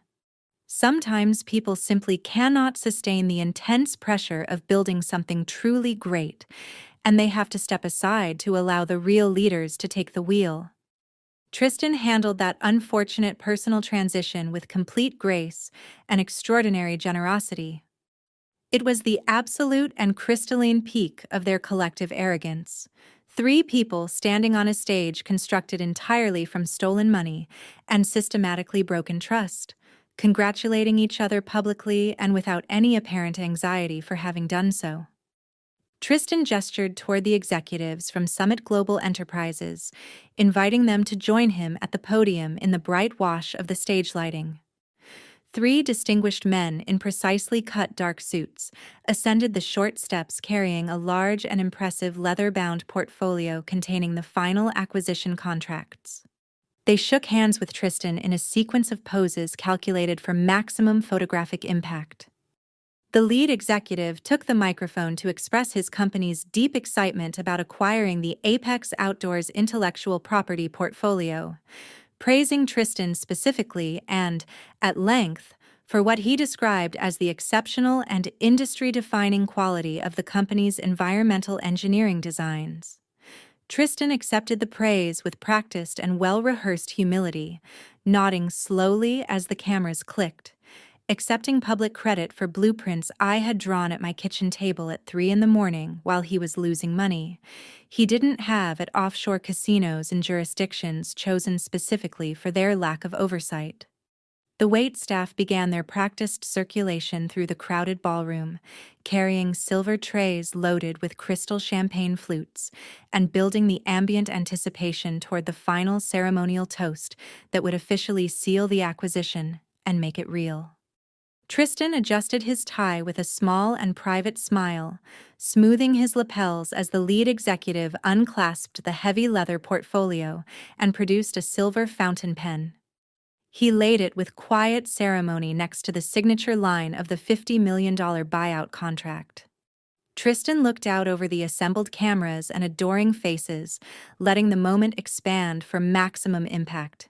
He found Riley in the front row, who raised her champagne flute and blew him a triumphant and theatrical kiss. Carolyn raised her own glass in a silent and deeply satisfied salute to the man she had chosen over her daughter. They all genuinely, completely, and without reservation, believed the game was entirely over.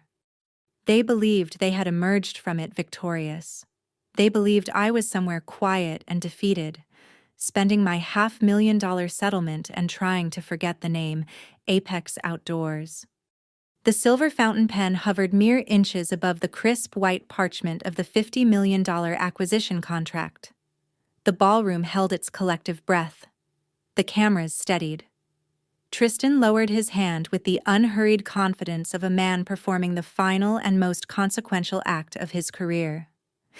Just as the platinum nib made contact with the paper, a deafening crash tore through the luxury of the venue and obliterated the silence in a single violent instant.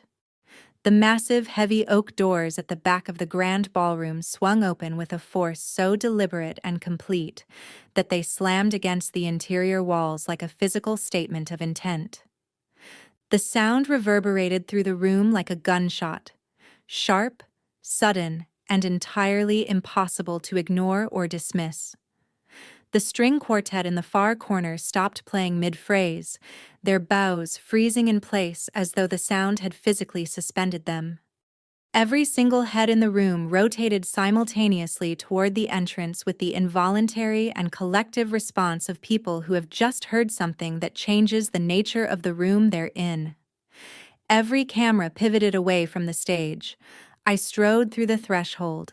I stepped onto the thick crimson carpet of the grand ballroom with the absolute and unapologetic authority of a woman who has spent 30 days waiting for precisely this moment and has not wasted a single one of them. I was not the quiet and invisible landscape designer who had spent 7 years wearing simple dresses and blending carefully into the long shadow of her husband's manufactured ego. I was not the broken and sobbing woman who had wept convincingly in a mediation room while her mother patted her hand and called it support. I wore a razor-sharp tailored charcoal gray power suit that communicated exactly one thing to every person who saw it, that the woman wearing it had not come to negotiate. The cut was ruthless and geometrically precise, mirroring with deliberate exactness the strategic clarity of the past 30 days. My posture was perfectly and unapologetically straight. My head was carried high. My gaze was locked without deviation directly on the man standing frozen behind the clear acrylic podium 40 feet away. I had not come alone. Jamal flanked my right side with the imposing and measured presence of a man who has spent his career making powerful people uncomfortable with nothing more than a spreadsheet and the willingness to read every line of it. Behind him and to my left, three elite corporate attorneys, the kind whose names appear in the acknowledgement sections of landmark federal rulings, formed a tight and deliberate formation. They carried thick leather briefcases and wore the expressions of people for whom human drama is simply the background noise of a transaction. They moved without haste and without theater. We advanced down the center aisle of the grand ballroom as a single, unified, and unhurried front, with the measured and deliberate pace of people who have already done the difficult work and arrived only to deliver the result. The collective shock in the room was not metaphorical. I could feel it. The sudden and sharp intake of breath from the prominent lifestyle journalists, the frantic acceleration of camera shutters shifting into overdrive, as every photographer in the room recognized that the story they had arrived to document had just been replaced by a substantially more important one. On the stage, Tristan stood completely and visibly paralyzed. The silver fountain pen slipped from his fingers with the specific quality of something released rather than dropped. It clattered against the surface of the acrylic podium, rolled with slow and terrible inevitability to the edge, and fell to the polished wooden floor below with a sound that was small and enormously significant. His perfect and practiced charismatic smile did not fade gradually. It simply ceased, leaving behind the unguarded face of a man encountering something he had genuinely never prepared for. In the front row, Riley produced a loud and involuntary gasp that carried clearly through the sudden silence of the room. She scrambled to her feet, clutching her expensive purse against her chest, her eyes moving with rapid and uncoordinated urgency between my position in the aisle and Tristan's position on the stage. The massive diamond engagement ring on her left hand looked, in that moment, genuinely and visibly heavy. My mother Caroline literally dropped her crystal champagne flute. The glass struck the polished floor and shattered cleanly, sending expensive liquid across the toes of her designer shoes in a small and perfect arc. Her mouth opened. No sound came from it. She had built her entire revised understanding of reality on the certainty that I was gone, defeated, destitute, and incapable of return. Seeing me command the center aisle of the room with three corporate litigators and a forensic accountant did not merely surprise her. It dismantled the entire structure of the story she had chosen to believe. The three executives from Summit Global Enterprises exchanged rapid and deeply concerned glances, taking a collective and instinctive step back from the podium. Companies of their size and sophistication do not maintain their position by tolerating legal volatility during public acquisitions. They had arrived to sign a $50 million contract in front of cameras. My arrival alongside a team of predatory corporate litigators was not a complication. It was a Category 1 alarm signal requiring immediate reassessment of every assumption they had made about the asset they were acquiring.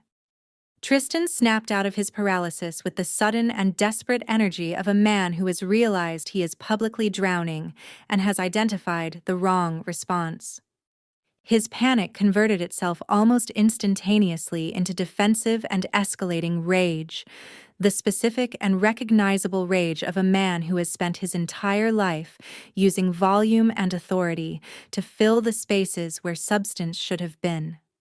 He grabbed the microphone with both hands, gripping the metal stand with a white-knuckled ferocity that was visible from 20 feet away.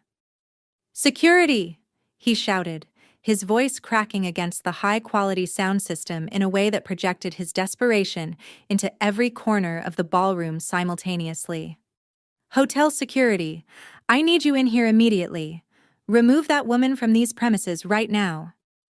Two large security personnel in dark suits hesitated near the entrance, exchanging a rapid and uncertain look.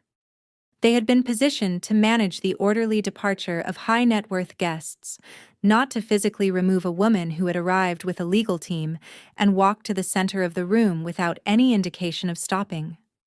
Tristan pointed a trembling finger directly at my face from the stage, the gesture of a man performing authority for an audience he is no longer certain is on his side. "She is trespassing!"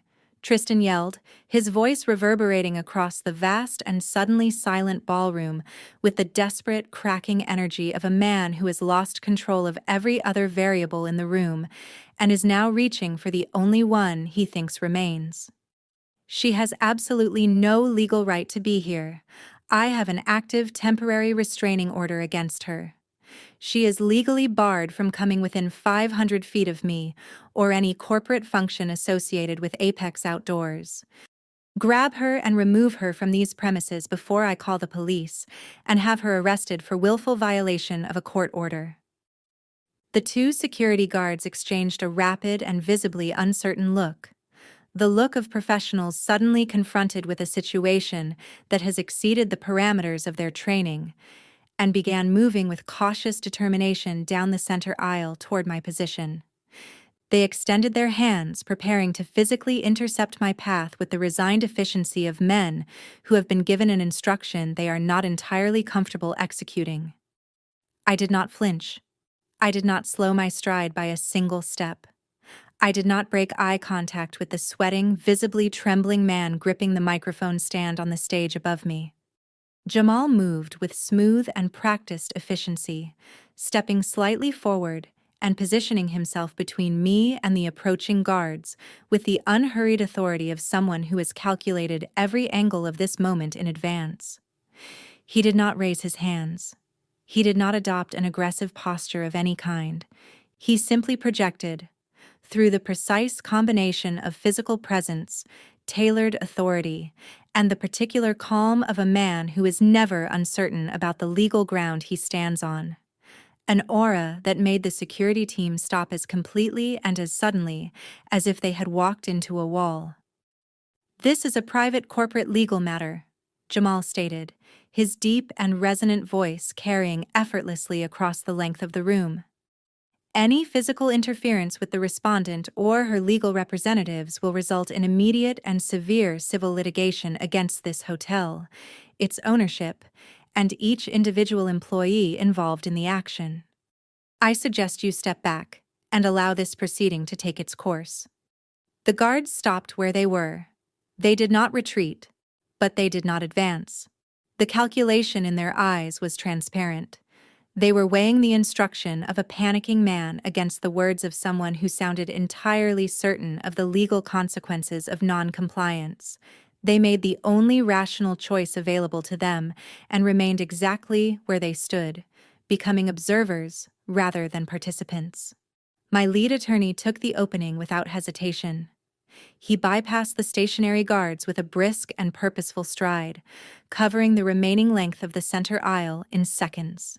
He did not bother with the carpeted stairs at the side of the stage.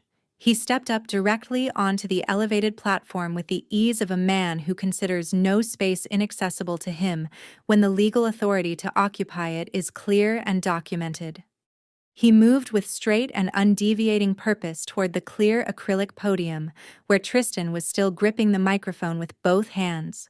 Tristan lurched forward, planting himself bodily between the attorney and the Summit Global executives with the instinctive desperation of a man trying to physically contain a flood with his bare hands. "You cannot be up here," Tristan stammered, perspiration now visibly collecting at his temples and above his carefully maintained hairline. "This is a private press conference. You are actively disrupting a $50 million corporate acquisition, and I will sue you for every asset you own. Remove yourself from this stage immediately." My lead attorney did not acknowledge the threat. He did not pause. He did not so much as adjust his trajectory by a degree.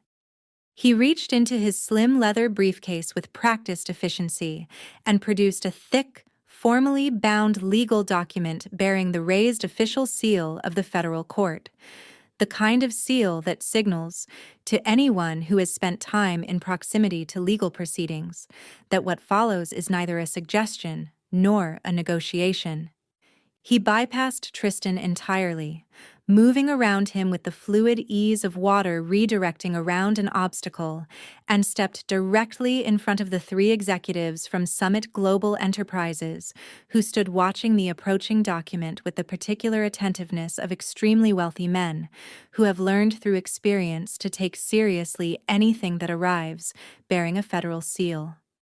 He raised the document high above the podium with both hands, high enough to ensure that every camera in the room, every lens that had pivoted toward the stage, captured this moment with absolute clarity and in complete legal detail. Then, with a single swift and powerful downward motion, he brought the cease and desist order down onto the surface of the clear acrylic podium. The heavy document landed with a definitive resonant crack, squarely on top of the $50 million buyout contract, covering the signature line entirely, erasing it from view as completely as though it had never existed. "We are formally serving immediate notice of a federal injunction," my attorney announced, his voice cutting through the stunned silence of the ballroom with the clean and unambiguous precision of a surgical instrument. "My client, Sienna, is officially executing a cease and desist order against any sale, transfer, licensing, or acquisition of any intellectual property, physical asset, or contractual right associated with or derived from the operations of Apex Outdoors. This proposed transaction is not a legitimate corporate acquisition. It is an attempted sale of stolen intellectual property. If Summit Global Enterprises proceeds with this transaction in any form, your organization will be held fully, personally, and corporately liable for the purchase of assets to which the seller holds no legal title." Tristan looked down at the legal document covering his $50 million check. The blood left his face in a single visible wave, moving from the flush of defensive fury to the ashen gray of a man watching something irreplaceable fall from a height he cannot calculate. His legs appeared for a brief and significant moment, uncertain of their function. The executives from Summit Global took another sharp collective step backward from the podium, their expressions undergoing a rapid and unmistakable transformation, moving through confusion, comprehension, and settling with efficient finality on pure and focused corporate hostility. Billion-dollar conglomerates develop an almost biological aversion to legal volatility. The expression on the lead executive's face was not anger in the personal sense. It was the cold and evaluating fury of an organization that has just identified a catastrophic due diligence failure in real time, in front of cameras, in a room full of journalists. I stood at the base of the stage steps, looking up at the man who had believed, with complete and unexamined confidence, that he could steal the empire I had spent 7 years building from the ground up. The press cameras fired in continuous bursts of brilliant white light, documenting with meticulous and permanent accuracy the precise moment his fraudulent world made contact with the reality he had spent years evading. I did not wait for the executives to recover from the initial shock of what they had just heard. I walked up the short flight of carpeted steps and onto the elevated stage, taking each step with the unhurried deliberateness of someone who is exactly where they intended to be and has been waiting for this particular moment for a very long time. Tristan scrambled backward as I approached, his expensive leather dress shoes losing their confident purchase on the polished stage floor. He raised both hands in a frantic and instinctive defensive gesture, his fingers spread wide, his posture communicating the specific panic of a man who has run out of moves and knows it. He produced fragments of incoherent threats. The police, his lawyers, injunctions, consequences. But his voice had lost the resonant authority it carried when he was the only person in the room who knew the truth.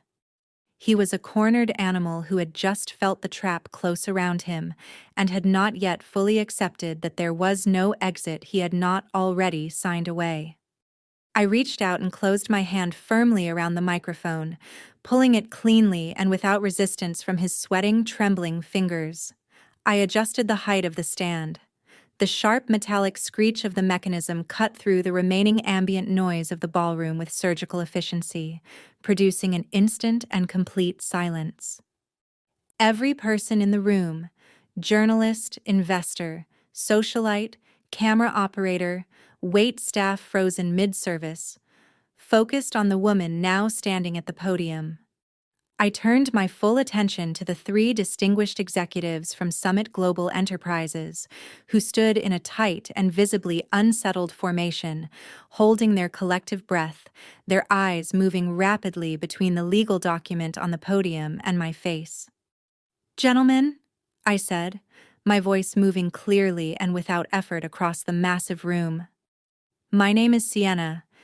You know me as the estranged wife of your prospective acquisition target, and Tristan has undoubtedly presented you with a thoroughly convincing narrative about my mental instability, my financial illiteracy, and my irrational determination to sabotage a legitimate business transaction out of personal bitterness."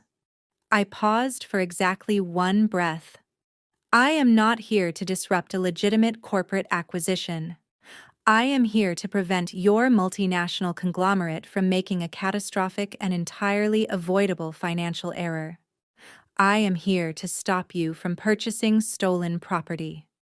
Tristan lunged forward with the sudden and desperate energy of a man for whom the alternative to speaking is acknowledging that the game is already over. "Do not listen to a single word she says," he shouted at the executives, his voice edged with the particular quality of panic that no amount of media training can disguise. "She is completely delusional. She signed away her entire stake in Apex Outdoors 30 days ago in a legally binding, formally mediated settlement agreement. She surrendered 100% of her shares to me. I own this company outright and unconditionally, and I have the fully executed legal documentation to prove every word of it." I turned to look at my ex-husband. I offered him a smile, slow, measured, and entirely devoid of any warmth or forgiveness. "You are absolutely and completely right, Tristan," I said, my tone carrying the specific and dangerous quality of perfect agreement. "I did sign that 40-page contract. I willingly, knowingly, and with full legal awareness surrendered every single share of Apex Outdoors to you. I gave you full and undisputed operational control of that specific corporate entity. You are indeed and unambiguously the sole legally recognized owner of Apex Outdoors." Tristan's chest expanded for a brief and visible half-second of relief, the reflexive inflation of a man who believes he has just caught his opponent in a contradiction that will undo her argument entirely. The Summit Global executives exchanged wary and confused glances, their brows furrowing in unison as they tried to reconcile what they had just heard with the legal document sitting on the podium. In the front row, my mother Caroline rose halfway from her seat, her face pale but her eyes moving with the rapid and calculating intelligence of a woman who has survived decades of social politics and can feel the air in a room shift before she understands why. She was scanning the ballroom with the desperate focus of someone trying to identify how I could possibly be threatening a transaction that I had just admitted he legally owned. "And that," I said, turning back to face the room in its entirety. The journalists with their recording devices, the investors with their evaluating eyes, the cameras with their unflinching lenses, "is the beautiful and entirely self-constructed tragedy of your profound arrogance, Tristan." I let the words settle before continuing. "You spent 5 years playing the role of the visionary genius. You stood on stages exactly like this one, accepting prestigious industry awards for sustainable luxury and innovative landscape architecture. You gave keynote speeches about environmental engineering and proprietary design philosophy. You convinced everyone in your orbit, your investors, your clients, your board, your mistress, your mother-in-law, and most completely of all, yourself. That you were the singular mastermind behind a multi-million-dollar empire. I paused. But you never once bothered to understand the fundamental legal architecture of the business you claim to have built from nothing. You were so thoroughly blinded by the spotlight that you never once looked at the foundation it was standing on. I turned my head and made brief eye contact with Jamal, who stood perfectly still at the base of the stage steps, present, composed, and entirely ready. When I injected $2 million of my personal trust fund into establishing this enterprise 5 years ago, I did not hand that money directly to you, I continued, addressing the room with the unhurried clarity of someone reading from a document they have memorized completely. I did not deposit those funds into Apex Outdoors. I am an angel investor, and I protect my capital. I established a dual-layer corporate structure specifically and deliberately designed to insulate my foundational assets from the inevitable consequences of your reckless and compulsive financial behavior. The lead executive from Summit Global stepped forward, his brow folded in deep professional concern, his voice carrying the tight and controlled restraint of a man accustomed to very large and very bad surprises. "What precisely are you telling us, madam?" he asked. "I am telling you," I said, allowing each word its full weight, "that I created a parent organization called Sienna Holdings Limited Liability Company." The words rang out across the ballroom with the specific resonance of something being named for the first time in a room full of people who needed to hear it. Sienna Holdings is the true financial and legal vault of this entire operation. Apex Outdoors, the entity my husband just presented to your board as a $50 million acquisition target, is nothing more than a superficial operating shell. It is a management vehicle. It possesses zero inherent value, zero owned assets, and zero independent intellectual property. "That is impossible," Tristan said, his voice pitching upward in a register I had never heard from him before. The register of a man who has just understood something and cannot bear what it means. "I run everything. I sign the client contracts. I manage the payroll. I own the brand. Everyone in this room knows I built this company." "You manage the daily logistics," I corrected him, my voice carrying the clean and final quality of a door being closed. "But Sienna Holdings owns the actual empire." Did you genuinely believe, through 7 years of watching me work, through 7 years of claiming the awards I won and the recognition I earned, that I would structure a $2 million trust fund investment in a way that left the intellectual property I designed at my own kitchen table vulnerable to your decisions? I turned back to the executives. Sienna Holdings legally owns 100% of the exclusive proprietary landscape blueprints.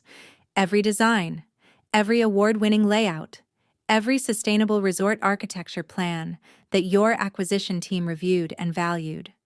Sienna Holdings holds the official federal patents for the eco-friendly irrigation technology your lead executive just praised from this podium. Patents that represent a significant portion of the valuation your team assigned to this deal.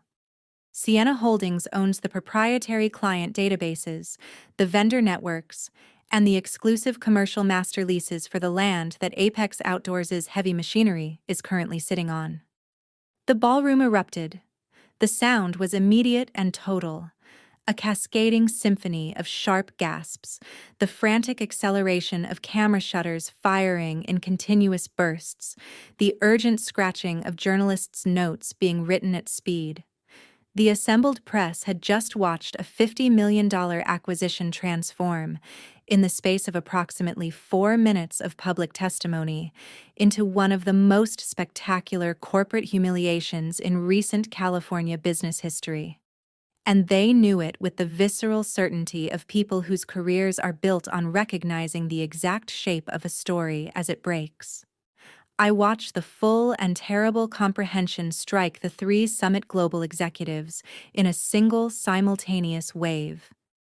The lead executive looked down at the acquisition contract resting beneath my attorney's cease and desist order. He looked back up at Tristan. The expression on his face was not confusion anymore. It was the cold and focused fury of an organization that has identified the precise source of a problem and has already begun calculating its response. Apex Outdoors owns absolutely nothing, I declared, and the words fell into the room with the weight and finality of something structural giving way. The operating company merely licenses those highly valuable assets from my holding company on a month-to-month agreement. An agreement that, as of 9 o'clock this morning, has been formally and legally revoked due to documented and severe breach of contract. By forcing me to sign away my shares in Apex Holding Company on a month-to-month agreement. An agreement that, as of 9 o'clock this morning, has been formally and legally revoked due to documented and severe breach of contract. By forcing me to sign away my shares in Apex Outdoors in that mediation room, you took sole ownership of the management shell. You do not own the patents. You do not own the blueprints. You do not own the land the equipment stands on. You have no legal right, none, to sell any of those assets to Summit Global Enterprises today or at any future date. The lead executive did not require additional time to process what he had heard. He had built a career on the ability to assess catastrophic information with speed and respond to it with decisiveness.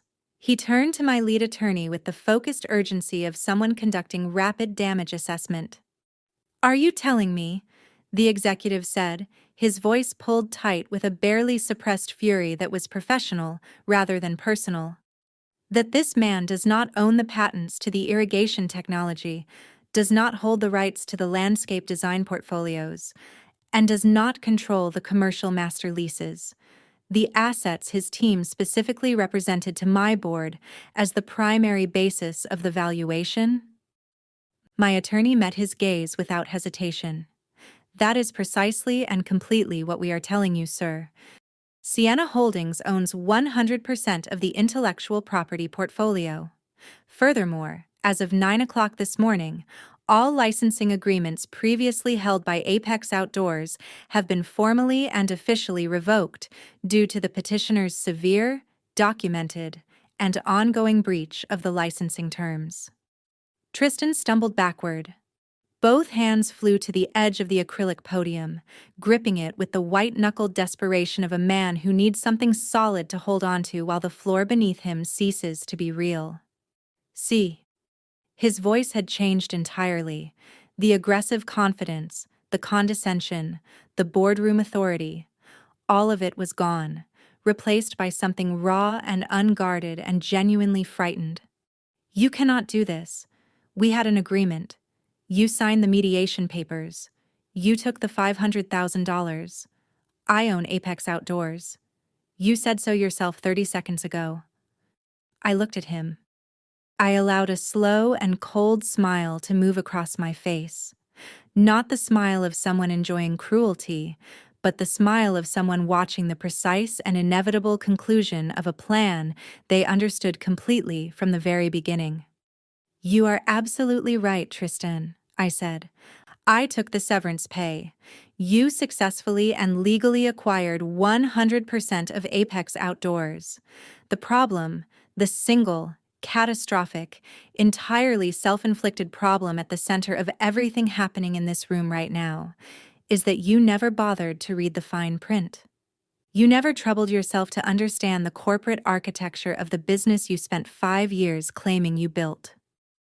I moved the remaining few steps forward, closing the distance between us until I was standing directly in front of the man who had stood in the corner of a gala ballroom and handed me papers to sign while his mistress dropped my shoes off a balcony. I lowered my voice, not enough to conceal the words from the microphone, but enough to make the room lean in.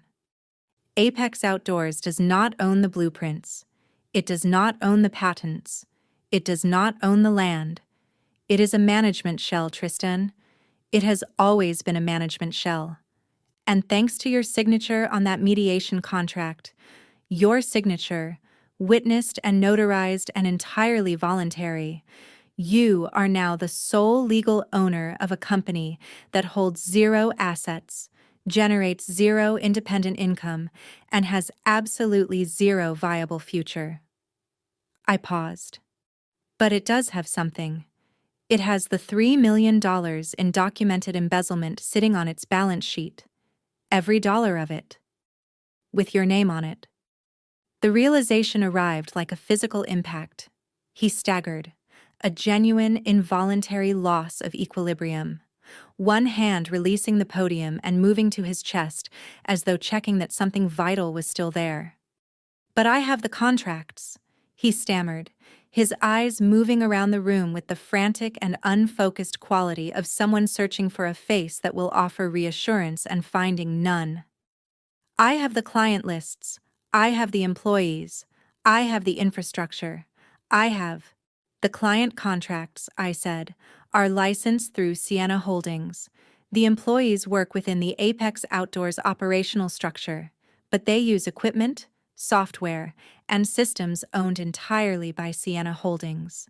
The client relationships are built on designs and patents owned entirely by Sienna Holdings." I leaned in by precisely the degree necessary to ensure the microphone captured every syllable. "You own a name, Tristan. You own a logo. And you own the $3 million in embezzled debt currently sitting on the Apex Outdoors balance sheet, with your signature as the sole legally recognized owner of the entity that incurred it." The collective response from the ballroom was a sound I will not forget. A deep, sharp, reverberant gasp that moved through 200 people simultaneously and left absolute silence in its wake. The journalists in the front rows were no longer taking notes. They were typing with both hands, their faces illuminated by laptop screens, their expressions carrying the particular focused intensity of people racing to be first with a story they know will define the week. The lead executive from Summit Global did not need to hear another word. The legal and financial picture was complete, and it was nothing that resembled what his organization had been presented with. He turned to his two colleagues with a single sharp nod, the compressed and efficient communication of people who have worked together long enough that a glance carries the weight of a paragraph. "Gentlemen," he said, his voice low, controlled, and entirely final. "We are leaving. This acquisition is terminated, effective immediately and without further discussion." Tristan lunged. He grabbed the executive's arm with both hands, a physical, desperate, humiliating act of a man who has exhausted every other option and has arrived, in public and on camera, at the point where dignity is no longer a resource he can afford. "Wait," he pleaded, his voice stripped of every layer of polish and confidence that had made him effective and dangerous for the better part of a decade. "Please, we can work through this. I can speak with her. I can negotiate. I can fix this. Give me 48 hours and I will resolve every outstanding legal question. Please." The executive disengaged his arm from Tristan's grip with a movement that communicated, without any theatrical emphasis, exactly how far below his concern this situation had placed its architect. "You attempted to sell a multinational conglomerate a fraudulent corporate shell," the executive said, his voice carrying the quiet and devastating finality of a verdict being delivered. "You materially misrepresented asset ownership to our board and concealed the existence of $3 million in documented criminal debt from your due diligence disclosure. The only negotiation in your immediate future will be with federal investigators. I suggest you use whatever time remains before their arrival to retain competent legal counsel." The three men turned as one and walked with measured and unhurried pace off the stage, leaving the $50 million acquisition contract sitting in its leather portfolio, buried beneath the weight of my cease and desist order, utterly and permanently voided. The collapse of Tristan's world was not gradual, it was total, and it was instantaneous. He stood alone behind the acrylic podium as the cameras continued to fire, documenting with relentless and indifferent precision every second of his public disintegration. He looked out over the crowd, his eyes moving with the desperate and diminishing hope of a man searching for a single allied face in a room that has unanimously and visibly reassigned its loyalties. He found Riley in the front row. She was already in motion, her designer purse clutched to her chest, her body angled toward the exit with the specific urgency of a person who has conducted a rapid and ruthless cost-benefit analysis and arrived at a conclusion that does not include the person she claimed to love. She did not look back at him. She did not offer him a word of comfort, a gesture of solidarity, or even the dignity of a direct gaze. She simply turned her back and began threading through the chaotic crowd toward the oak doors at the rear of the ballroom. He found my mother. Caroline was standing in the front row with her mouth open and her champagne-stained dress catching the light in a way that made her look, for the first time in as long as I could remember, genuinely small. The expression on her face was not the calculating assessment of a woman deciding how to reposition herself. It was the unguarded and unperformed horror of a person watching the specific and total destruction of the future she had chosen over her own daughter. The golden son-in-law, the visionary CEO, the man who was supposed to guarantee her permanent and elevated access to the world she had always wanted to inhabit. He was now standing alone on a stage, surrounded by the wreckage of a fake empire, screaming into a microphone that the room had already stopped listening to. I turned away from the stage and walked back down the steps to rejoin Jamal and my legal team at the base of the platform. The work was done. The architecture had been dismantled from the foundation with the precise and sequential efficiency we had designed it for over the course of 30 careful days. Tristan had believed he could discard me like disposable material and sail into a permanent and comfortable future on a yacht bought with my money. Instead, he had consumed a poison pill with the enthusiastic confidence of a man who had mistaken it for a prize, signed his own financial death warrant in a room full of witnesses, and was now standing in the center of the rubble with his name on every piece of it. As we moved back down the center aisle, the assembled journalists parted on both sides with the instinctive and collective deference of people who recognize, without needing to discuss it, that the most important person in the room is currently walking away from the story, rather than standing at the center of it. The cameras tracked our movement with the focused and continuous attention they had withdrawn, decisively and permanently, from the man at the podium. The flashing lights documented our departure with the same relentless efficiency they had earlier directed at his supposed triumph. I did not look back. I did not need the sight of the wreckage to confirm that it was complete. I could hear it, the desperate and escalating shouting, the rapid and overlapping questions of journalists who had scented something significant and were not going to stop until they had every angle of it, and the sound was sufficient. I pushed open the heavy oak doors and stepped out into the cool and quiet corridor of the luxury hotel, leaving the chaos and the ruined man sealed behind me like something contained. The grand ballroom of the Beverly Hills Hotel had transformed, in the span of approximately 15 minutes, from a carefully staged theater of corporate triumph into a scene of complete and uncontained pandemonium that none of the event's organizers had prepared for. The Summit Global executives had vanished with a completeness and speed that suggested long institutional practice at rapid and dignified exit from situations that have gone irreparably wrong.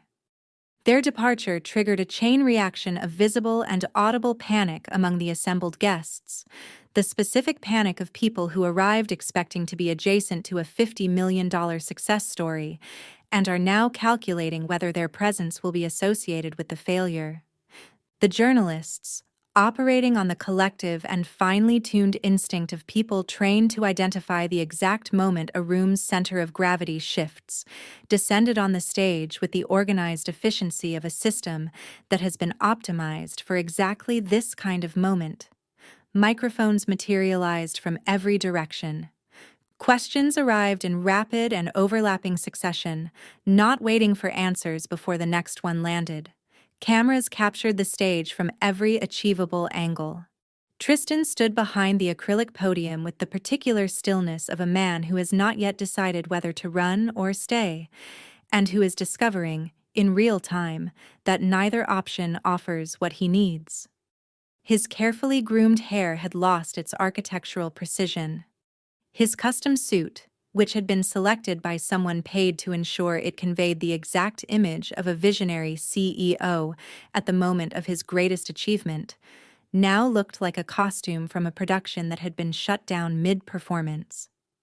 He stared at the legal injunction resting on the podium with the unfocused quality of a man whose brain is processing a reality that doesn't correspond to any scenario he had imagined. He had built his entire identity, his social standing, his professional reputation, his self-concept, his relationship, and his mother-in-law's loyalty on the sustained and carefully maintained illusion of success. I had just removed every supporting structure of that illusion simultaneously, in front of the precise audience whose opinion he valued most, using nothing more than the truth and the legal architecture I had quietly constructed 5 years earlier while he was attending networking dinners and taking credit for my work. While the assembled press dismantled Tristan's public narrative with the systematic efficiency of people who have identified a significant and well-sourced story, another scene was developing with considerably less visibility in the front row. Riley had made her calculation with the brutal speed and clarity of a genuinely opportunistic mind operating under pressure. The calculation was simple and took no time at all. Tristan was no longer a millionaire CEO with access to unlimited corporate resources.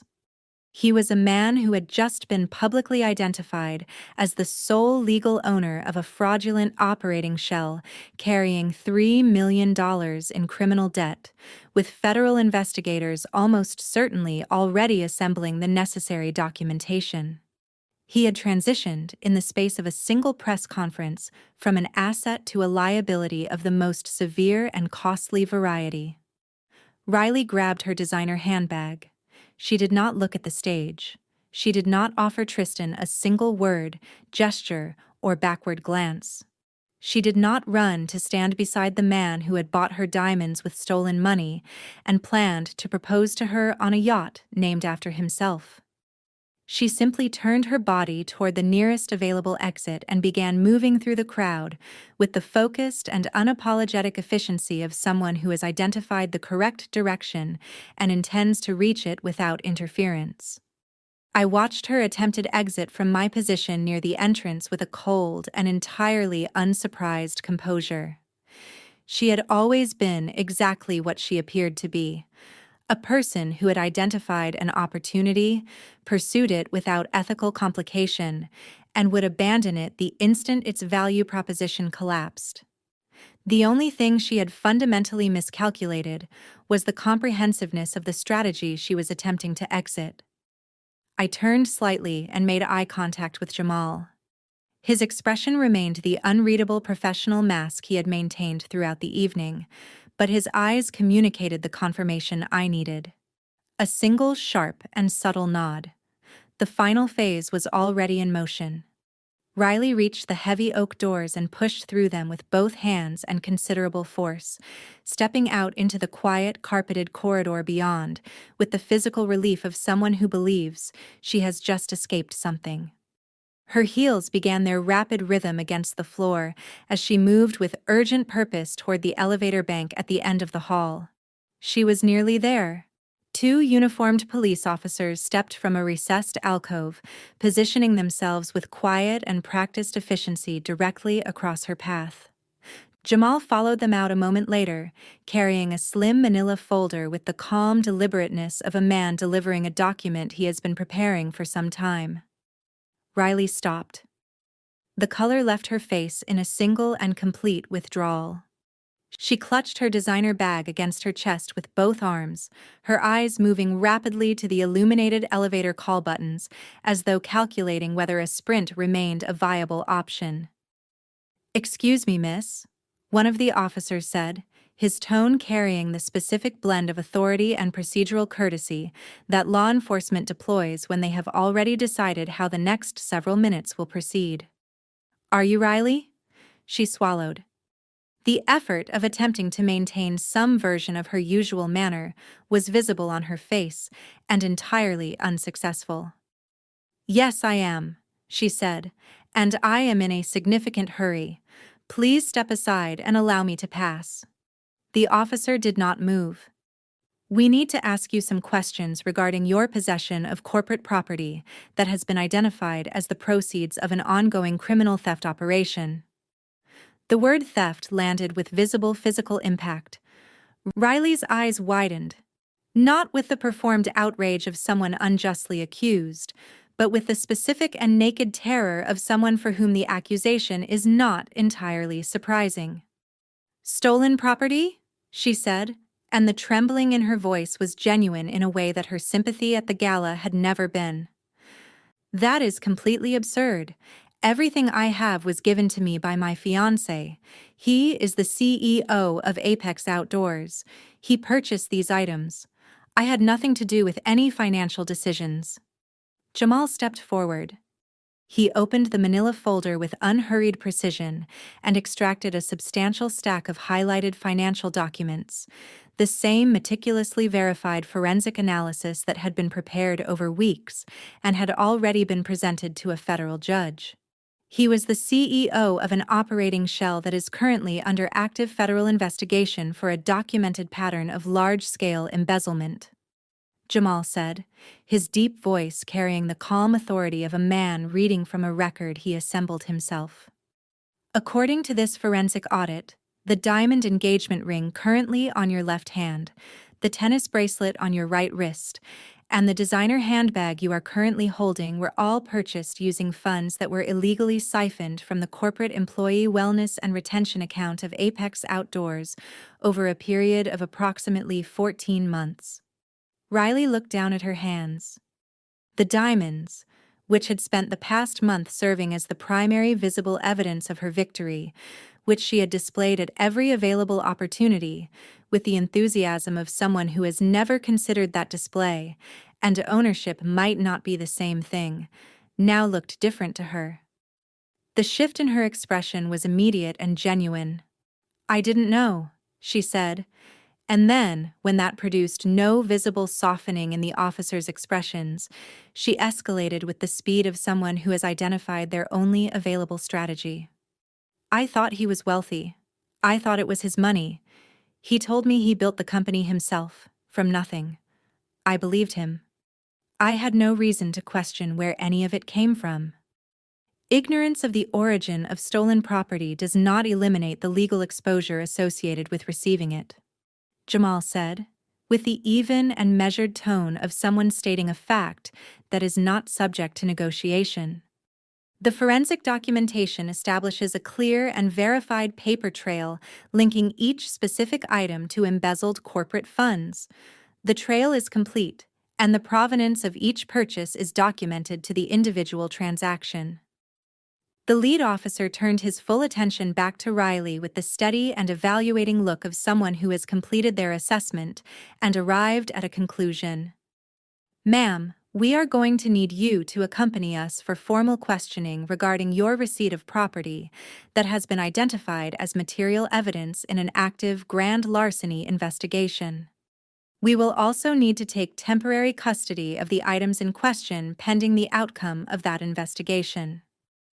The full and irreversible reality of what was happening arrived for Riley in a single moment. The understanding that the life she had spent the past year building, claiming, and displaying was not going to simply continue now that the man who funded it was no longer capable of funding anything. The diamonds were going to be taken. The handbag was going to be taken. The fiancé was standing alone on a stage in a ruined ballroom while federal investigators assembled their case. The destination wedding in the south of France was not going to happen. She looked back toward the ballroom doors, listening to the muffled and continuing chaos on the other side. She made the calculation that was available to her. The same rapid, ruthless, and entirely self-interested calculation that had characterized every significant decision she had made over the past 18 months. "It was all him," she said, and the words came out with a speed and a force that suggested they had been waiting just beneath the surface for exactly this question to release them. She practically thrust the designer handbag toward the officer with both hands, and then began pulling at the engagement ring with urgent and unsteady fingers. "I had absolutely nothing to do with any financial decisions or any accounts. He handled everything. He bought everything. I was told these were gifts. I can tell you everything he did. I know where the offshore accounts are. He kept the numbers in a document on his desktop computer at the office. I know the names of the banks he used in Macau. I can show you the casino websites. I will cooperate with everything. I will give you every name, every account number, every date. Just do not arrest me. I will tell you everything I know." Jamal watched her rapid and complete abandonment of the man she had claimed to love with an expression of profound and undisguised disgust. It had taken under 5 minutes, from the moment the officers stepped into the corridor to the moment she began actively constructing the federal case against her former fiancé, for the devoted muse to transform herself into the prosecution's most willing witness. She was, without apparent awareness of the irony, providing the authorities with precisely the testimony required to secure a federal indictment against Tristan, which was, in its own way, the most useful thing Riley had ever done. The officers took formal custody of the jewelry and the handbag, cataloging each item with professional efficiency. They escorted a weeping and visibly terrified Riley down the corridor toward the service elevators, her heels no longer clicking with the confident rhythm they had maintained all evening. I stood near the open ballroom doors, listening to the ongoing and escalating chaos on the other side of the polished oak. The journalists were relentless, their questions arriving in continuous and overlapping succession, demanding specific answers about the fraudulent acquisition attempt, the embezzlement allegations, the offshore accounts, the yacht, the gambling debts. Tristan's voice was audible above the noise, but it had lost every quality that had made it effective. The Polish was gone. The resonance was gone. The authority was gone.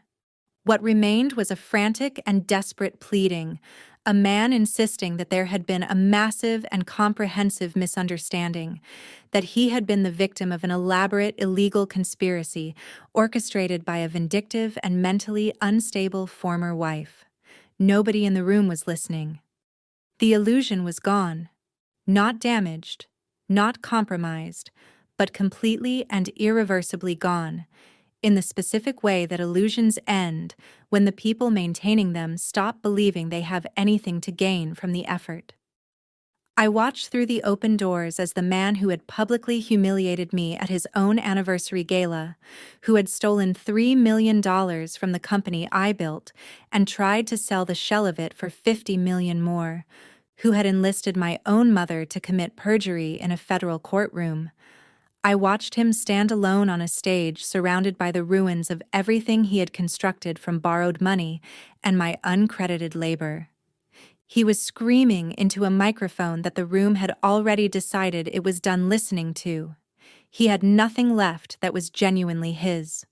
No money, no company, no reputation, no allies, no future that he had designed and built with his own honest effort. He had signed away his only real lifeline in a quiet mediation room, trusting his own ego over the legal reality of a corporate structure he had never once bothered to understand. I turned away from the ballroom and left the oak doors open behind me, wide enough for the sounds of his spectacular and comprehensive downfall to follow me down the corridor with full and unobstructed clarity. I walked toward the main lobby. My posture was straight. My mind was clear in a way it had not been in years, the specific clarity of a person who has completed something significant and difficult and arrived at the other side of it intact. The long and exhausting war was finally and completely over. I had not simply survived the betrayal. I had studied it, mapped it, and used it as the precise mechanism of my own reconstruction and their mutual destruction. I had allowed them to believe, at every critical juncture, exactly what they needed to believe in order to make the choices that served my strategy. I had moved in silence for months while they moved in noise and arrogance, and the specific carelessness of people who believe they have already won. The heavy glass lobby doors slid open automatically, releasing me into the warm California evening with the quiet efficiency of a threshold crossed and left behind permanently. The valet stand was quiet in the specific way that spaces are quiet when the event they were designed to serve has ended badly. Jamal walked beside me with the shoulder-to-shoulder ease of two people who have been through something significant together and do not need to discuss it to know what it was. We did not speak. There was nothing that required saying. The flawless execution of the strategy we had built together over 30 careful days spoke with a clarity and completeness that made commentary unnecessary. My sleek black SUV was already idling at the curb, the driver standing beside the open rear passenger door with the respectful stillness of someone who reads rooms well and has read this one correctly. I stopped at the threshold of the vehicle and drew a single, slow, deliberate breath of the California night air. The faint and distant salt of the ocean was present in it, clean and indifferent and entirely real in a way that the ballroom behind me had never been. I let the air move through me and with it, the understanding, physical, settled, and complete, that I was free. Not temporarily, not conditionally, completely and permanently free of every structure of obligation and performance and strategic silence that had defined the past 7 years. For 5 years, I had allowed myself to be compressed into an invisible and accommodating shape, to serve the specific and insatiable demands of a man whose ego required constant feeding and whose talent for consuming credit was matched only by his complete incapacity for generating anything of genuine value. I had tolerated the gaslighting with a patience that I now understood had never been weakness. I had absorbed the public humiliations with a stillness that he had misread as defeat, and that was, in fact, the accumulation of a plan. I had allowed him to minimize me, replace me, and attempt to erase me from the record of everything I had built. Tonight, I had dismantled his entire constructed universe using nothing more than a pen, a holding company I had established 5 years earlier, and the particular advantage that accrues to a person who has been systematically underestimated by everyone they know. Sienna. The voice was shrill and breathless and carried across the circular driveway with the desperate, grasping quality of someone who has identified a departing opportunity and is determined to reach it before it moves beyond range.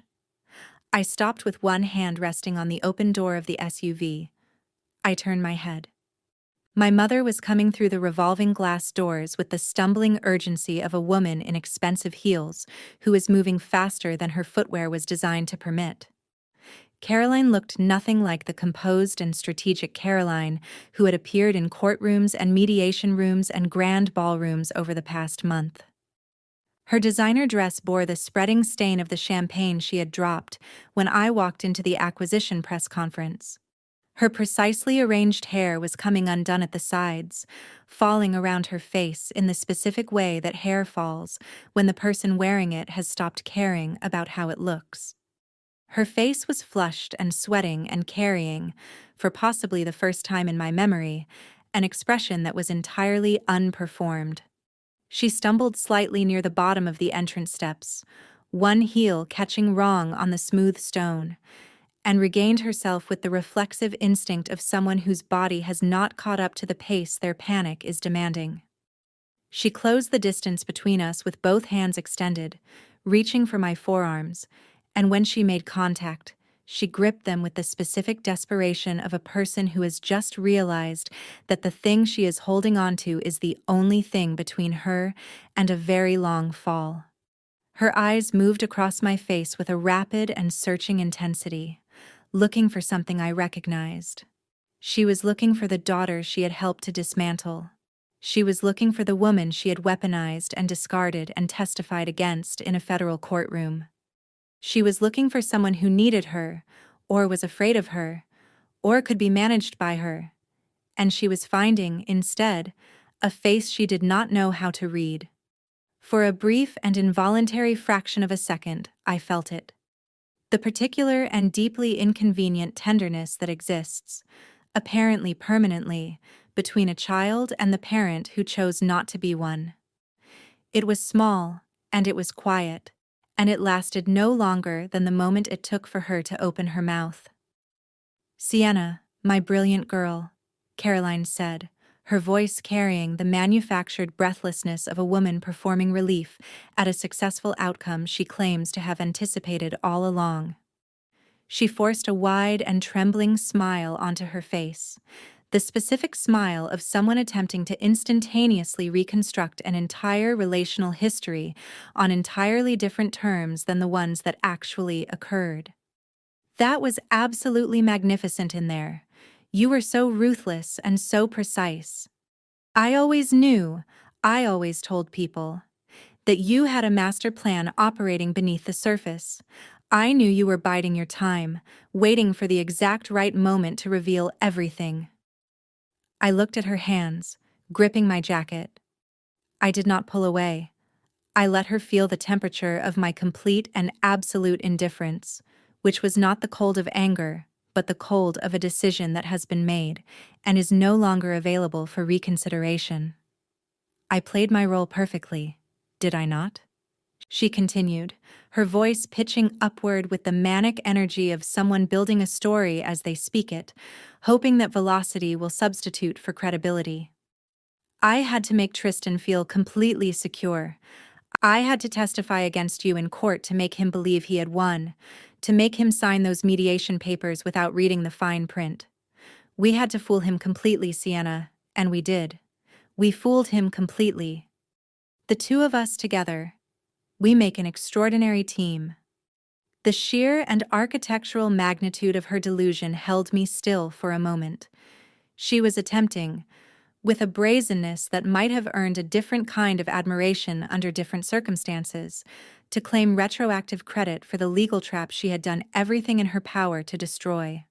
She was looking at the woman she had publicly labeled delusional, financially illiterate, and mentally unstable under oath in a federal courtroom, and she was attempting to reframe every act of deliberate sabotage as evidence of a shared and coordinated strategy. "Now that you have your empire properly restored," Caroline pressed on, her eyes carrying the specific gleam of a woman who has shifted from panic to calculation and believes the calculation is working, "you are going to need guidance. You are going to need someone who understands the dynamics of high society and the art of corporate networking at the level your business now requires. Let me help you manage this new chapter, Sienna. Let your mother be part of this. We can take over this entire city together. Think about the access we will have. Think about the doors that will open. Just imagine what we can build." I looked at the woman who gave birth to me. I looked at her with the complete and unflinching attention of someone conducting a final and definitive assessment. I searched her eyes, her frantic, calculating, entirely readable eyes, for any trace, any fragment, any microscopic remnant of something genuine.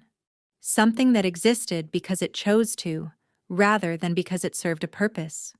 There was nothing there. There had never been anything there that wasn't conditional on something else. She was not a mother attempting to reconnect with a daughter she had wronged. She was a parasite who had identified the moment her host became unviable, detached with the efficient speed of an organism that knows how to survive, and was now attempting to reattach to the new host with the same smooth confidence she had always deployed to move between sources of warmth and status and comfort. She did not love me. She loved the valuation of Sienna Holdings. She loved the parties that would follow from proximity to it, the doors it would open, the invitations it would generate, the position it would allow her to occupy in rooms she had spent decades working to enter. I reached out and peeled her fingers from my jacket with calm and unhurried precision, one hand, then the other, and stepped back by a single deliberate pace, creating between us a distance that was physical, but meant everything else. "You backed the wrong horse, Caroline," I said. My voice was not raised. It did not need to be. It carried, in its quietness, exactly the weight it was intended to carry. You chose a man who built a fake empire with embezzled corporate funds and sustained it with lies he told to everyone, including himself. You committed federal perjury in a courtroom to protect him. You threw the garbage bags on my lawn alongside his mistress. You sat in the front row of his acquisition press conference and told a television camera that he was the son you always dreamed of having. I paused. And you sold your own daughter, your actual daughter, for front row seats at a country club and the reflected glow of someone else's manufactured wealth. The color left her face completely. The frantic smile did not fade. It simply stopped, as abruptly and completely as something switched off. What was left behind was not grief, and it was not remorse. It was the expression of a person who has just been told a truth they cannot immediately find a way around. "Sienna, please," she whispered. Her voice had lost all its performance. "I am your mother." "You are a liability," I said, and the word landed with the clean finality of something that has been considered carefully and chosen precisely. "And my company does not tolerate liabilities. Do not contact me again." I turned. I stepped into the leather interior of the SUV with the smooth and unhurried ease of a person who has completed every item on a very long list. Jamal slid in beside me and pulled the door shut with a solid and definitive sound, the sound of something ending and something else beginning in the same instant. The tinted windows sealed the world outside into silence. I did not look back through the glass to see where Caroline was standing, or what her face looked like, or whether she was still reaching toward the vehicle as it began to move. I did not need that image. I did not want it. I had already held it for 7 years in one form or another, and I was done. The driver merged onto the Los Angeles streets with the practiced ease of someone navigating a route they know well. The city skyline moved past the windows in its familiar and indifferent procession of light and glass, and the particular energy of a city that is always, everywhere, simultaneously ending something and beginning something else. Caroline was standing on the curb behind us, in the specific and earned loneliness of a woman who chose performance over love for so long that she can no longer locate the difference. She was clinging to the ashes of a high society life built on other people's substance, and it had just finished burning. I settled back against the plush leather seat and rested my hands quietly in my lap. The tension that had lived in my spine for months, the accumulated weight of strategy and silence, and the particular exhaustion of being underestimated by every person who should have known better was gone, not diminished, gone. I was no longer the quiet landscape designer hiding in the background of someone else's story. I was no longer the invisible architect of an empire that carried someone else's name. I owned the patents. I owned the blueprints. I owned the land and the leases and the vendor networks, and the client relationships, and the intellectual property that had made Apex Outdoors something worth wanting in the first place.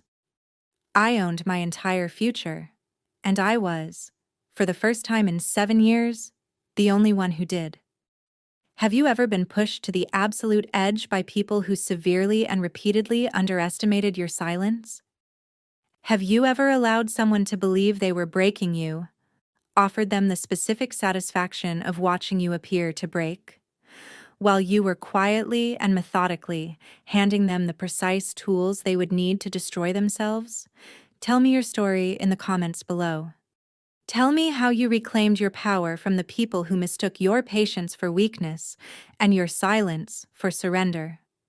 And if this story reminded you that true power does not announce itself, that the most dangerous strategies are the ones that move without noise and arrive without warning, then hit that like and subscribe button. Join a community of people who understand that moving in silence is not passivity. It is the most formidable strategy available to anyone who is willing to trust it long enough to let it work. Remember, the best revenge is not getting even with the people who wronged you. It is letting them have exactly what they fought so hard to take from you, and watching it destroy them from a comfortable and permanent distance. The harrowing experience of Audrey, a mother who lost her young son Ethan, while her immediate family prioritized funding a lavish wedding over his survival, stands as a devastating and essential examination of what the word family actually means when it is tested by something real.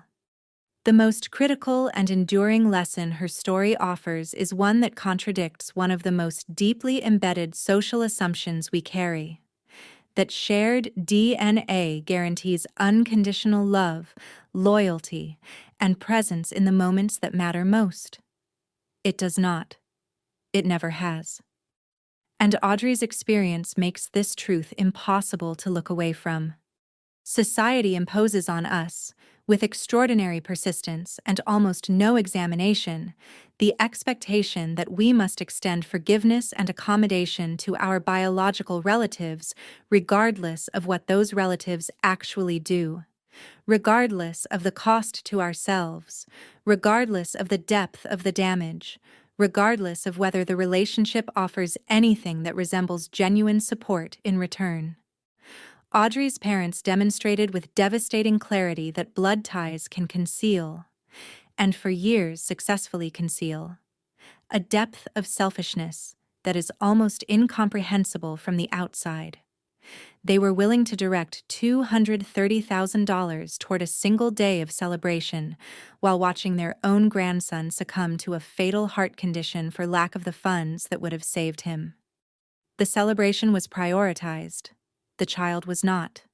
The calculation was made, and it was made consciously. Her story does not simply challenge the assumption that family will appear in our darkest hours. It demolishes it completely, with specific and documented evidence, and replaces it with a harder and more useful truth: that the people who show up when showing up costs them something are the ones who deserve the name. Audrey's decision to provide the financial assistance her parents required to save their home, but to do so on the absolute and non-negotiable condition of zero future contact, demonstrates something that is frequently mischaracterized as bitterness or cruelty, and that is, in fact, neither. It is the recognition that survival sometimes requires the removal of the things that are actively harming you, regardless of the title those things carry.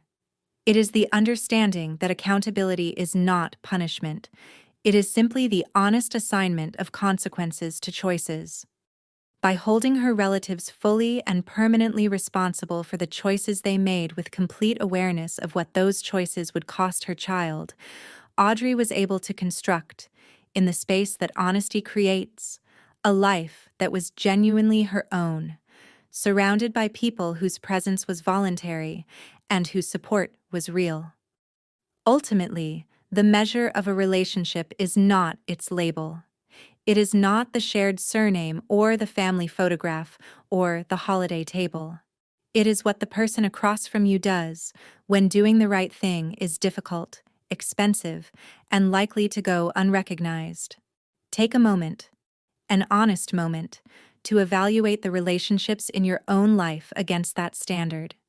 And if you find relationships that fail it, find